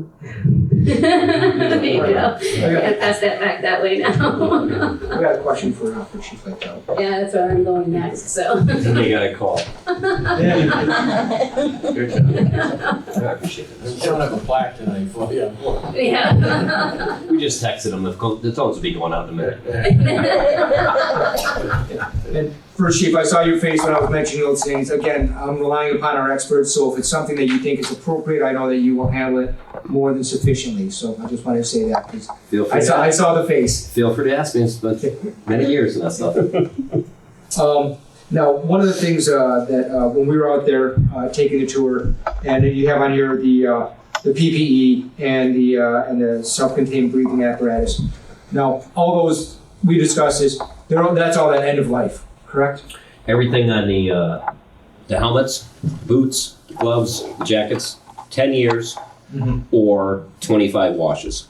Right. Right now, we try to give every firefighter 2 sets of compliant gear. Some firefighters have a compliant set, and some firefighters have half of a compliant set of a jacket and a set of pants. So the worst thing is that we try to roll that stock over every couple of years, because if you have one hazmat call or you have one incident, similar to like the town of Vernon last week, they probably lost 8 sets of fire gear in that house fire because of the temperatures. And I don't think we lost any of our guys because we went in second, but they lost 8 sets of gear right off the get-go. So once it gets heated and doesn't pass the manufacturers. But so that means that's why we're looking at the replacement. It's where it's more efficient to do it all at once. It's a matter of safety. That dollar value right there, you will see continuously every couple of years, depending on what I'm losing, what I'm getting. The amount of firefighters. We have a very large recruitment drive that we're hopefully going to kick off for the summer months here. And then as we obviously change staff during the daytime, if I hire somebody else, I got to buy 2 sets of gear. The bad thing is the fire gear took a 28% increase, and it's going back up to a 34% increase. So before we were buying them at $1,900 for a jacket and a set of pants, they're costing you now $3,500. But we're trying to do, you know me in the county, I'm trying to buy in bulk. I'm trying to get more departments to switch over to the same manufacturer, same company, because if I buy 65 sets versus 10 sets or 15 sets, similar to what we did with the Nomex hoods. Right. We bought 560 of them. We just split the bill up between 10 towns, and we saved each town $90 for a hood. Right. Okay. Do we have anybody that's looking to maybe hop onto that order with us to make it even bigger? So I continuously send out emails to the 26 towns in Tolland County that I kind of report to or work with, and some of the other towns are starting to jump on the bandwagon. The problem is every town around has either a different fire apparatus or a different set of manufacturing gear. They have what they like. They have their pet peeve. We're trying to slowly merge towards standardization throughout the county.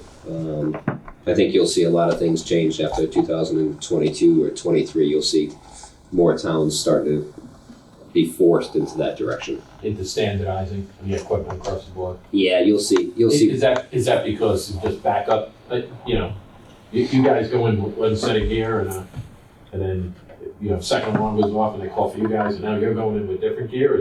Well, the bad thing is that if these guys go out to Vernon like they did the other night, as soon as they come back, that gear is soaking wet. Right. The new standards of the cancer have put more restrictions and liability on us. So anytime that they're exposed to a fire, they have to bag it on the scene, bring it back to the firehouse, and if they have a smell of carbon on them, they have to do a shower decon.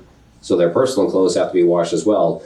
That's not something that you as a municipality want to pay for that new cancer carbon study that's happening right now. But there's so much more paperwork. We have to track every single fire now, every single firefighter. But the cancer stuff is looking at it manufacturer apparatus wise. Right. You're going to see the fire apparatus probably go up another 40% because now guess what? Your air packs are in your truck. And your fire gear's in your trucks. Right.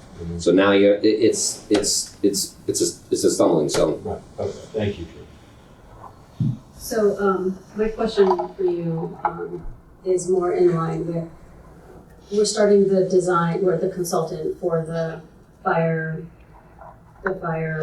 Addition, construction. Right. Right. So when we toured, there were some, in the write-up it says it's to bring the 3 firehouses up to code, ADA compliance, and incorporate some of the requests from the building's occupants.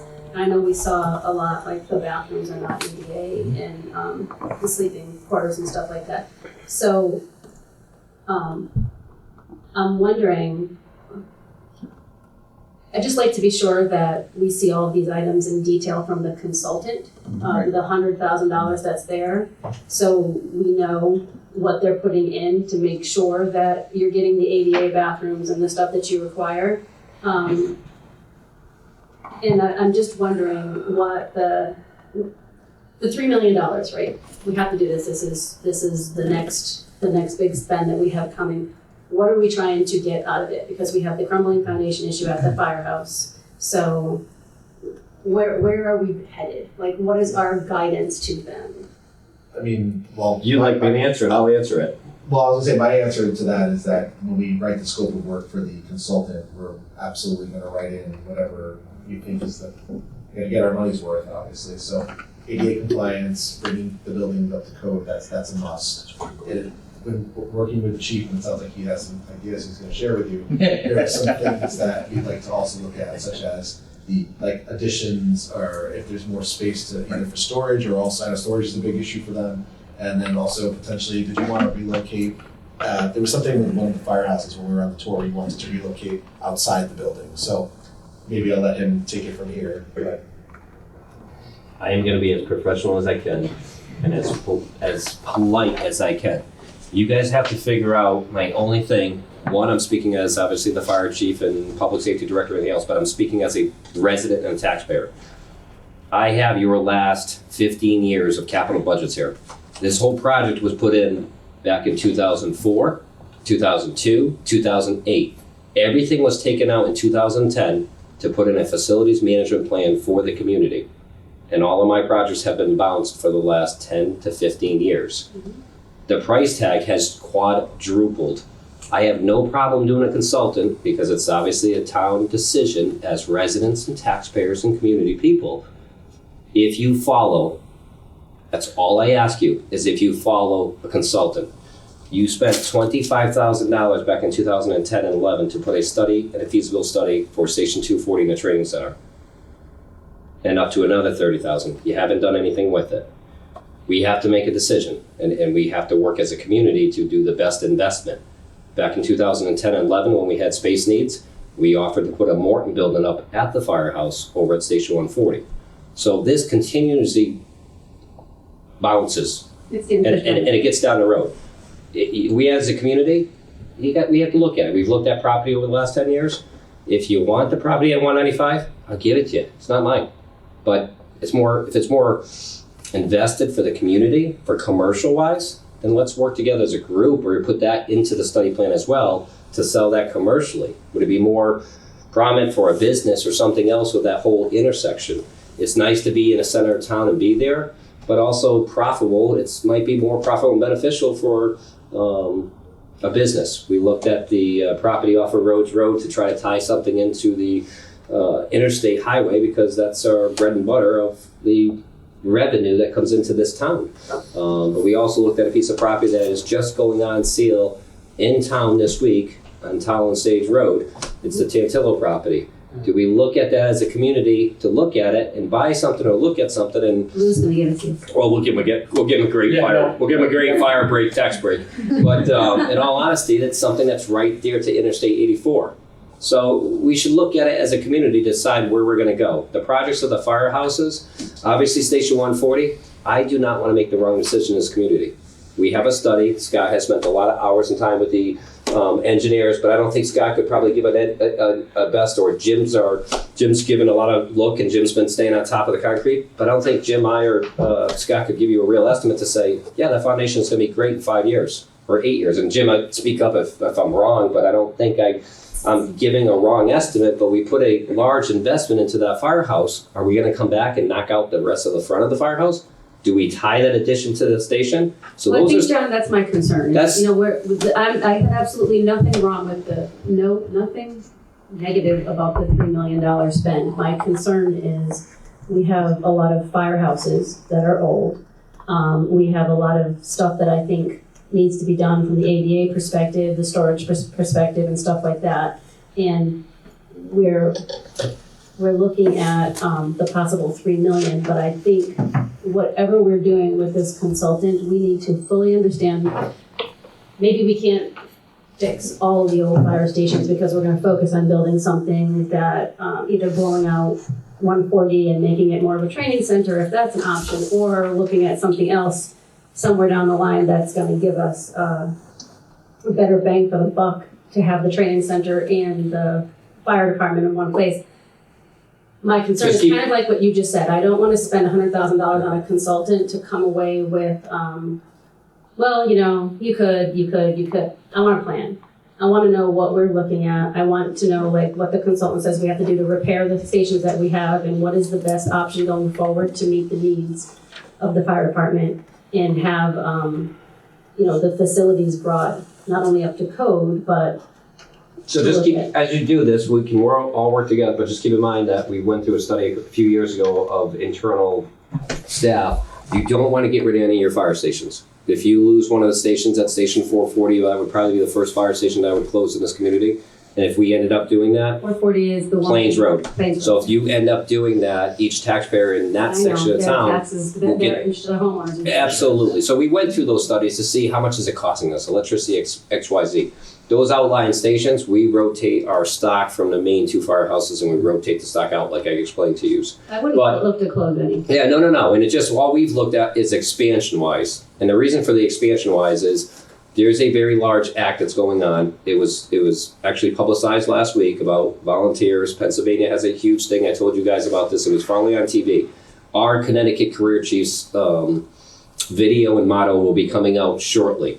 You will see that and then I speak, and I know this is being publicized and televised, and you will hear from a lot of us that you will see there's a reduction in volunteers. As we plan these buildings, we need to plan that if we end up going to 24/7 coverage, I don't have the adequate staffing or the places right now to bunk or legally house those with the fire marshal sitting next to me. And I would get abated in my own house. So in all honesty, we have to think about that. And that was the reasons for the plans. And last year, or this year's Scott's budget, I think we looked at the roof of Station 340 and we were told to hold off till we decide what we're gonna do with that firehouse. Right. Is it easier to put a $65,000 to $85,000, yeah, my roof needs to be replaced too. And whether we replace that roof, or do you make an economic decision to say, it's not worth it. Scott just spent $15,000 to fix my bricks. The boiler over there, our main boiler at the 1970s firehouse went down in the heating system. You saw it in the minutes. That boiler is going to be the next one to go. That's the next oldest firehouse. So your meats and potatoes of your firehouse, you make a wise decision and say, okay, knock it down, rebuild, or do something. I don't need a Taj Mahal. I've told you people before. We can build Morton type of buildings that look very nice, and you can tie it in that you won't even know what it is. I need the space. I need the room. And then we can do the offices and the sleep quarters. Economically, I have it. We've gone through it for the last 8-9 years. Just it needs a direction, and if we pay for it, especially as a consultant, you have a lot of experts and a lot of people that live in this community that probably could put a team together to save the money, to put the money back into something. You hire a consultant, they come in, I'm gonna guide that consultant, that price tag of $3 million will probably be a high number, but we don't need to do all of it all at the same time. You could build your foundational layout and then plan any of the targets inside through the next couple of years. So we have to look at that, but I need direction, and I'd like to follow the direction. Because like I said, we spent numerous hours on $50,000, $80,000. That's my concern, like you said, I don't want to keep over consulting, and I don't want to spend $100,000 on a consultant for them to come away and say exactly what you just said to us. And The gentleman that built Station 140, the price tag that was in 2008 was $612,000. Rockwell Builders built that firehouse. I asked them, since he knew the building, the price to bring the bays out and to go over. That price tag was $612 in 2007, 2008. Your price tag is quadrupled. So any guidance, be more than willing to take from you. We're all very sensitive to the needs of the fire department, but the very first step is John wants to expand. Before we can do that, a lot of the firehouses sit right on the edge of wetlands. We don't know where the septics are, so that's the first step. Right now, we're securing, and I think we're pretty close to it, right, with CME. They're gonna go out, they're gonna locate. sorry, to what? To? Oh, that's a consultant. Yes, that's our consulting engineer. They're gonna go out and locate the septic fields, septic tanks, delineate the wetlands, then that will give John a better idea how much he can expand if possible. I mean, 340 is kind of surrounded by a swamp. 340 is tough. 140 might have, there, when you're there, it's tough because like we looked at I don't know where the septic is, where the wetlands are, and there's Septic's on the right side. We gridlocked That's right. ourselves. It's We right gridlocked on that ourselves. I strip. can't add out because we gridlocked ourselves whether we pay the money to move it. Right, and then when you look at 140 is the one we had all the studies done on for any Foundation. movement in the foundation, which has been virtually nothing, but that doesn't mean 5 years from now, 10 years from now that. Well, if we're gonna do anything with 140, we have to fix the foundation. That's like, you have to. Like if we do any kind of expansion on 140, the first thing you have to do is fix that foundation before we expand on it. It would make no sense to do anything other than that. And at that case, like you're saying, John, you would have to do a cost benefit analysis to see if it's worth it to move the septic and expand out to the right. If that's. And that's the same thing. It's the same thing I told the town manager. You know what? I'll take Nairback. They're selling that back of that building. That building's gonna be dormant in the next few years. Whether we build that, we do that as office and sitting quarters. We put the Morton buildings behind there. There's all options that are out there to think outside the box on. So. Madam Chair, quick question. So this $100,000 that we're speculating we're going to spend, how much different than that report you have in front of you, Chief? What do we expect to get out of it that's any different than what we've already talked about in terms of your? We started, if I'm not mistaken, John, you started with CME, right? Yep. Some years ago, so that would be the direction we don't want to start from scratch again. They have a foundation as to what the needs of the fire department are. Why would we pay another $100,000 to have them Tell us what we already know. Right, that's where I'm going, to blow something up that's been on the shelf for 10 years. Well, and this is what I'm saying. I'm not trying to be No, I funny. understand, but we have to start. It's no different than if you want to put an addition on your house. You have to know where these things are so that they can plot it and say, okay, John, this is all you're gonna get here, and then he'd have to determine if he's gonna be able to get his vehicles to move in and out of there freely the way he's looking, or if it's gonna give him adequate storage space. But in my opinion, you really might wanna look at staying with the same engineering firm just because they've already started the work, where somebody else will come back and say, okay, we're gonna start right from scratch again. So this is for CME, this $100,000 would then potentially be for CME? Potentially, we'd probably want to consider doing a full RFP for this because of the dollar amount and procurement policies and things, but certainly they'd be welcome to bid, and we can talk about if this is something that we would want to do a bid waiver for based on the nuances of it, but at least the first wave written now, we probably want to go out to bid. When was that report, John? 2010? 2010 is when they did, I believe, Station 340, and then they looked at the training center and Station 240 at the same time frame. So it was two So they different. looked at 3. They looked at Station 340, and they looked at the training center and Station 240 and the training center. I'm thinking that, a $50,000 site to $100,000 today, that's an awful lot of inflation in 10 years. I'll do it for 10. Well, I think it's something that we that take a look at it and see if there's discussion between the group, between our experts that we have here, and figuring out what the most cost-effective way to do that is. Is it something to start out and go for an RFP or go for a bid waiver on starting out with continuing with CME, or is it something that we have enough foundation with where we could just fine-tune it and rely upon our own people here to sort of come up with a plan? Yeah, my point is we have to move forward. We have to move forward on deciding what we're gonna do with the firehouse situation. I agree with John. I know we've had a lot of stuff happen in town and a lot of things that have occurred, and we have consistently moved it down. And I think especially, I've toured them a few times now, and there are definitely issues I think that we need to address there. So I just my concern around here again is just that we need to do it right. And we need to figure out what the right plan is for the town, and we need to, with of course, no pie in the sky, which I know, won't be the thing, but just what do we have to do? Get them up to code, and what can we do to get the fire department where it needs to be? So I don't have the answer to that. I think like what Lou just said, between Heidi and Scott and John and you, I think we need to have a very solid plan before we spend another $100,000 to get the same report that John has in his hand now, with the exception of adding 140 to it, which. But we do have some money allocated right now for this initial study, just so that we can, at least they can plot it on a piece of paper, show where the building is, show what the limitations are, and then based on what the fire department and John say the needs are, is it even, something to consider for those sites? And if not, then you have to do like John said, and possibly look at a different location. A different location.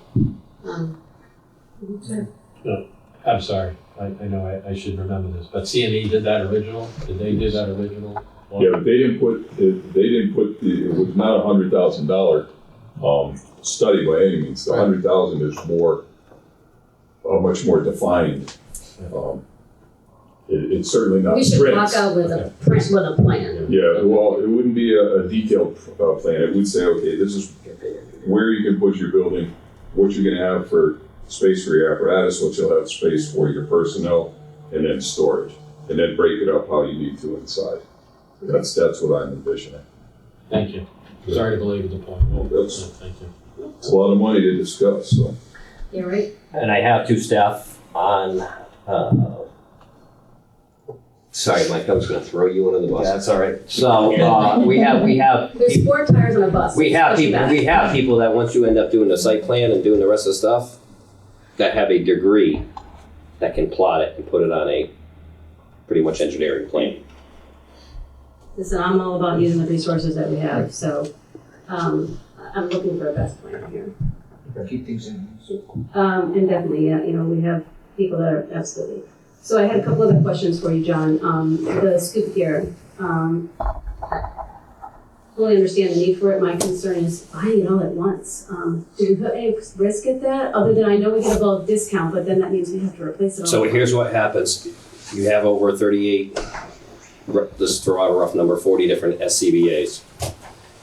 You need to stay compliant, you need to stay consistent, because you have 4 fire stations and, 11 to 12 pieces of apparatus that have 5 or 6 air packs on them. You gotta have, you don't know which fire truck's showing up, so the staff, the training, they also have to be fit tested every single year. So if you have 2 different manufacturers, you're talking that each firefighter would end up having 2 masks that they have to carry. So you're at more of a safety risk, knowing as far as, did I qualify this year, my annual burn with this air pack, or did I qualify in that one? You're posing more of a safety risk. And you're not concerned with the, in 10 years having to replace them all? No, we're there right now, and so like what Mike told you, the cost that's going up. We're paying over $2,400 out of my operating budget every year to pretty much hydro 6 bottles, because all the bottles right now are at its life expectancy that they're non-compliant DOT. So I'm like taking baby steps not to send all my bottles out right now, because if I get the money, well then I don't want to throw $50,000 in a garbage can that I'm doing the hydros every couple months, and the hydros take anywhere between 2 to 3 months to get 6 bottles back. So this has been down the road. We really thought we were going to get the grant last year. These air packs were supplied to this community back in 2002 at $214,000. Your price tag today is that price. Your price tag after the new next NSPA regulation changes will add a 10 to 50% increase on those air packs because of the new standards. So buy them now, save. It just goes up. So you just see how long in 20 years that $210,000 and you're at $460 right now. So it's just unfortunately the nature of our tools and business. When we replace the new ambulance in year 2, what are we doing with the old ambulance? I know we've talked quite a few times about the possibility of. So your trade-in values of any of the ambulances that you spend money on, your trade-in value that you will get for that ambulance is $4,500. $4,500 that you Which get is for why a I'm vehicle. saying, what are we doing with that? So we end up taking that, and the game plan, OEMS has changed the regs that I can end up doing another remount, meaning taking the box off of that. We end up taking that vehicle and turning it into a heavy-duty service truck, making a dual-purpose truck. So when we tie that project in, you'll see a different project that's tied in for the flatbed, utility type, fifth wheel type of thing. So it's a 360 purpose vehicle-wise. Obviously with Mother Nature, I'm trying to plan ahead. So for that service truck, the last service truck that we bought 4 years ago, you have a brand new V plow behind the firehouse. So then this way here, when that turns into a service truck, I already have the plow set up. Those ambulances were built with plow setups. So I'm not going to spend the extra money. Turns around, you got another service truck that this way here, when one goes down or one's towing a trailer, you got the backup. So it's an unfortunate situation, but we do plow driveways. There are times I sometimes call up to Scott's staff, and unfortunately sometimes there's too big of a truck that can't get a big truck down the driveway, and Scott doesn't have a lot of the small ones because they might be at the schools or something else wise, but we try to deploy a service truck, especially in the winter months, to try to at least open up a driveway. If not, we also send it to either open a hydrant up or, we've been fortunate this last year with the snow. We've been lucky, but that's what we're doing with the service trucks, to turn back into another service type, or the ambulances, I should say. Keep getting back to that mild winter. Yeah. We had a rough start. Hey, we had a rough start. Yeah. We're knocking on wood here. Okay, the point I'm getting to there is that ambulance going to be past the point of us being able to do anything with it and keep it as a third backup ambulance? I know we've had the conversation before about the possibility of bringing on a third. Yep, and I will definitely keep that ambulance as the third if you put that addition on my firehouse. You brought up a public official. Oh, Yeah, right? I don't know about that, John. That's the future game plan, because right now, when I'd love to put an ambulance up at the Plains Road Firehouse with an addition or something else, because this way here, we have staff that's up there, the deployment time for that ambulance, those poor residents that are on Plains Road, settlers and all that way, at 11 o'clock at night, it's a 22-minute ride for that ambulance out of this firehouse to get to that. So down the road, I'd love to put that. Furthermore, when your ambulance is out of service and it's out for 2 weeks, 3 weeks, Right. you are losing anywhere between $5,000 to $20,000 in revenue while that ambulance is down. I know. And we can, and I can pick it up That's kind of what I'm sometimes. trying to get at here is I'm Absolutely. looking at, can we take an opportunity here to use this and try to find a way to, I don't have the space. it comes back to the space every time. Absolutely. So, Walt and I came in together. We need the space. So, Sustainable CT has a matching program. And what? Sustainable CT has a matching program that if residents put up $1 for something, that they would match it. And we're doing an Eagle Freeze. Is there a way to say that this money that's coming in for the Eagle Freeze, that's going toward rec department and fire department apparatus, is there a way we can use that grant? So on the record, that money last year. That's a Heidi. Absolutely. But Yeah. that money that was raised from the Eagle Freeze is small dollar value wise. Right. Obviously, last year, the fire department voted internally, because it goes Yeah. back to something, the fire department voted internally to give that back to the rec department because their budget was cut last year. Right. So we turned the money back to them and said, put it towards your sign and your banner that you need because that got cut out. Mhm. So we tried to support another local department. Absolutely, that was awesome. I'm just saying, if the residents know that their money could be matched Yeah. or something for you guys, but I don't remember The residents in the community have been overwhelmingly supportive with everything. I mean, they've supported projects when we've come up with different things and stuff like that, but something we can Yeah. probably look at. yeah, but to be able to double the money, I don't know if Heidi's looked at that program much. I'm not sure if what he's looking to do qualifies towards one of the goals in Sustainable Connecticut. I think it needs to tie. I was thinking toward the equipment. Yeah, I don't know. I'll look into that. let's see. Quick Mike, question. okay. For Fire Marshal Vika, and I know it's only been a couple of months since we signed the intermunicipality agreement, but have you been called on to other neighboring towns for your services? So it's very new. Obviously, I've been called into Ellington. I work there as well. Yeah. So I have offered my services to Vernon for the last fire they had. It turned into a bigger deal. They needed just me. So no. I just heard last week that South Windsor is now on board, so now we do have the full four-town agreement.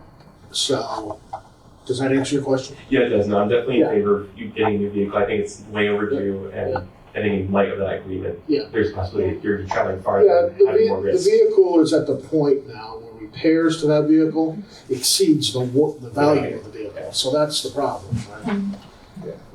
I actually have a question on that too. Very familiar with how accounting and all that works. I noticed that we handle the depreciation and such. Is there any depreciation that had been set aside for the replacement of the fire marshal's vehicle? Is that the $50,000 that's in there? I don't think that mic to Lisa. Thank you. Absolutely. Thank you. In this particular case, no. What happened was that original vehicle that the fire marshal has was the previous public works director. Right, it was John's vehicle. No, it was the, It was Clem Lane Loyce's Department of Public Clem Works. right. And what happened was, when that was transferred to him, the money that was set aside for depreciation on that particular vehicle was used to buy a pickup truck for Clem rather than having an expedition. It was time to, the process was to move it over to the fire marshal, and then Clem got a pickup truck rather than another expedition. So the funds that were set aside for that were put in there. But then the pickup truck, after Clem left, was moved into the public works fleet. So the depreciation never continued to set funds aside for that purpose on that particular vehicle.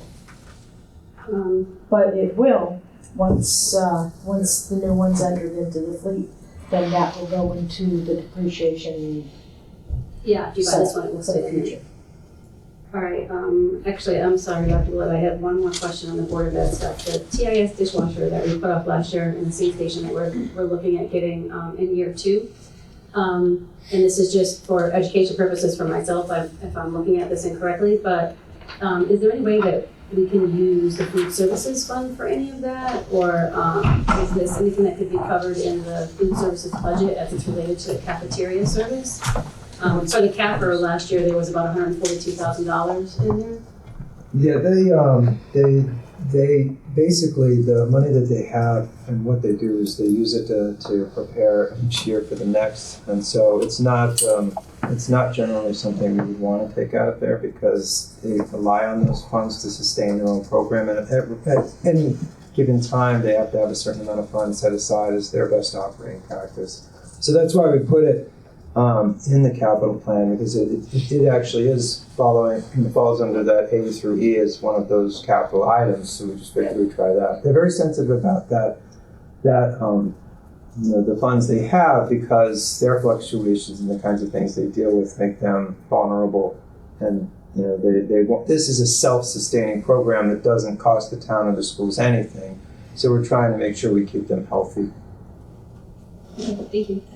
And then the last question that I have, Mike, is for you. You had made a comment when you were going through your presentation that you said you did not feel comfortable with the $3 million for the fire station. Can you elaborate? Sure. Is that what we were just kind of talking about? Like, can you kind of walk me through where your discomfort is? Absolutely. So the $3 million, I've been informed, was sort of a plug-in number from the previous town manager, but he, at that time, when this first was on the 5-year plan, I think the full understanding of the Crumbling Foundation issue wasn't there yet. Like, we didn't know exactly what the $3 million would be going towards, besides the ADA compliance and bringing things up to building code. So that $3 million could go higher, as the fire chief enumerated earlier, depending on how much scope we put into the construction of the project. So do we want to look at, like the chief said, is there land acquisition that's involved?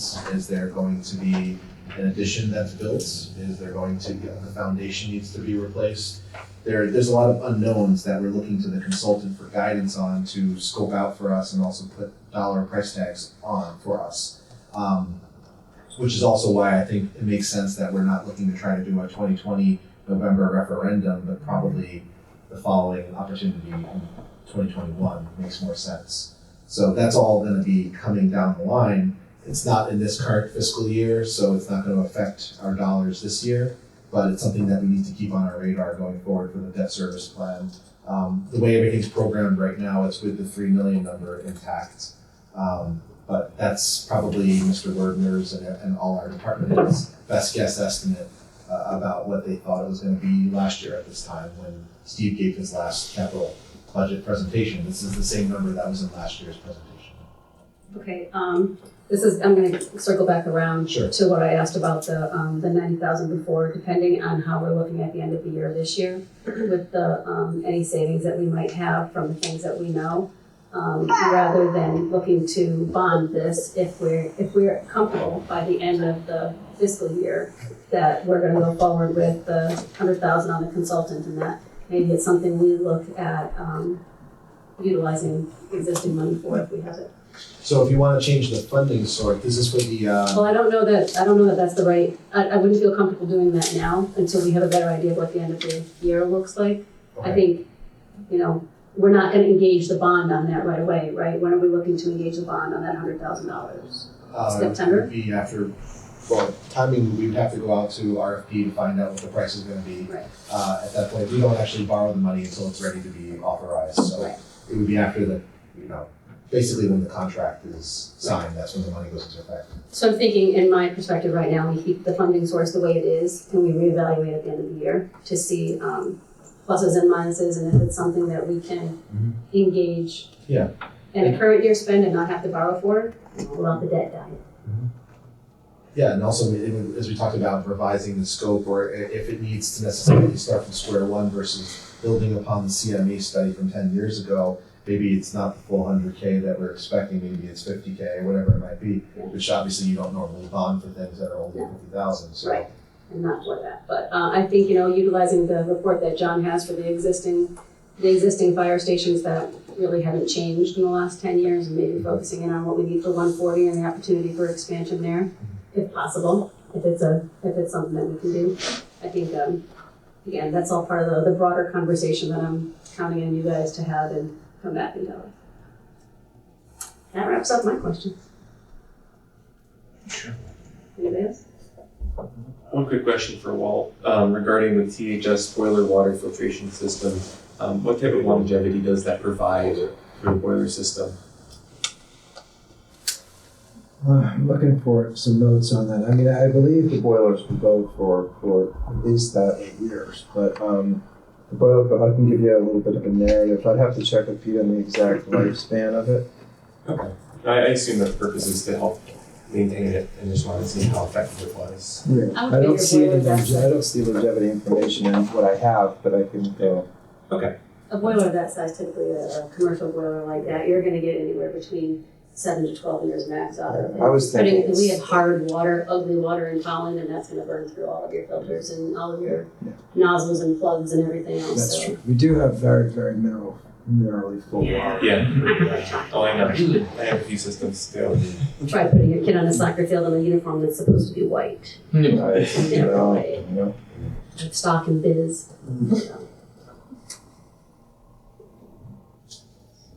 Anyway,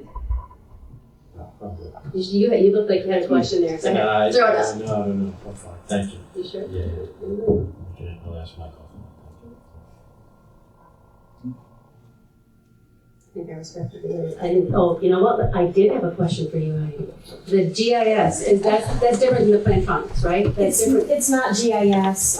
It's our permit. It's not GIS related. It's our permit software, which our current program expires June 30th. So Jim did a lot of research, grilling and interviewing various vendors, and selected a firm that would get us what we need at the cheapest price and save us in our operating budget $500 a year going forward. And that's coming out of the capital non-recurring. Correct? Yep, that is. And provide better service to the residents. Yes. In contract. Yes. Like that. Yes. That's good. Yeah, I didn't want you to feel left out. I had one for you. I was like, wait a minute, is that the same one? It's not what we're looking at for the grant though, because that's something totally different, right? That's correct. So Madam Chair, I take that. See, I knew it. I just gave you a couple of. So I apologize for missing the first part of this meeting in the presentation. So when I look at the total amount, Mike, Yeah. 186, 186,667. So I apologize, you probably said this, but can you just tell me what that number entails? Sure, so the 186 is all the general fund projects that's added together. Yeah. Actually, I have it on the chart here. So this year, that is. So that would be year one, that's year one total? That's year one, so that's, if you see the chart, I mean, I don't have my original budget memo, but it's a combination of several different projects under different categories, town administration, board of ed, capital equipment. All right, I just wanted to make sure I understood that. Yeah, that's basically the cash we're using to pay for capital projects, so that's non-bonded, non-grant That'll be built into our budget. cash. Yeah. It'll be built in as one of the budget lines. Overall for the referendum, Yeah, for the general tax, for the general tax. this year, and it's an increase of like It's a, 20,000.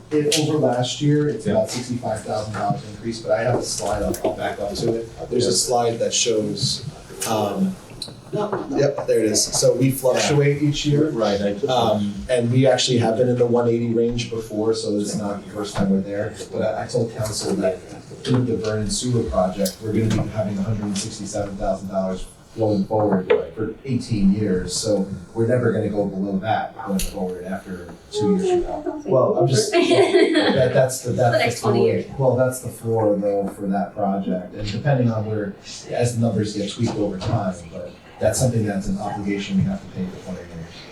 Thank you, I appreciate that. Sorry to ask you to repeat that, but thank you. So my takeaway on this so far was looking at the possibility of moving the paving from the bonding into the general fund, what we talked about, the money that was the part of the 1.2 million. Remember we talked about, you know, I'll send it to you. Remember, I'm sending it to you. And looking at the consultant for the fire department, and then just one more time scrub over to see if there's anything at all that we can put off for a year to kind of lengthen out the debt and reduce the impact from Birch coming on. How much of Birch is going to come on this year? What would be the payment from the portables? 2021, we're only going on $50,000 from our debt. Next to 20. I don't have the exact. I know you don't have the exact exact amount of what the debt is. I mean, we will be, in September, we will be issuing most of what the town share of the debt in bonds. And then we will also be issuing short-term notes for the float that we need for the school construction grant that we don't get right away. So we'll be issuing all of the debt in September of 20 for the Birch Grove School. That is pretty much going to be spent. The whole 46 million? No, we only issue it's about $5 to $6 million. Yeah, it's like 5.8. Yeah, so okay, I thought you said the float also. No. Yeah. What happens is we have to draw down from the state of Connecticut, and they take forever to give cash flow. So we have to have some short-term money in order to pay for the state share to the contractor until we could at least turn that money around from the state. So it kind of replenishes what gives us the cash flow. Right. And then at the time that the project is complete, we won't be reissuing those. Those will never be bonded. They're just short-term money to be able to get through to pay for the project. So we're not going to be issuing. We won't be paying interest on. We won't be paying. There will be some interest on the short-term notes, but right now interest rates are phenomenal. Let's hope it stays that way. But it's our only choice in order to move forward with the project because there's no other way. There's no way that the town could front a few million dollars just to get through from 1 month to the next. Yeah. All right. Okay. I'll send you the other thing I said I would send you. But I think that's all I had for basic takeaways on that. Well, you had mentioned also about looking at steep grants for the cross farms and I'm also, steep granting everything. yeah, for the portable, for the TIS portable project sidewalk. TIS portable sidewalk, the cross farms element, moving the possibility of moving the $10,000 for the ADA study instead of the parking lots, moving out the 150 back from the bond and the 10 in. You know that?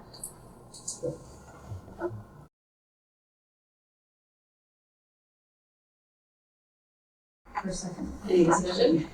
All in favor? Any opposed? Any abstained? Motion passes. Does anybody want to get up and talk? Most of them are mandatorily, they're all like required to be here to answer the question. Madam Chair, I entertain a motion to close the public hearing. Second. Any discussion?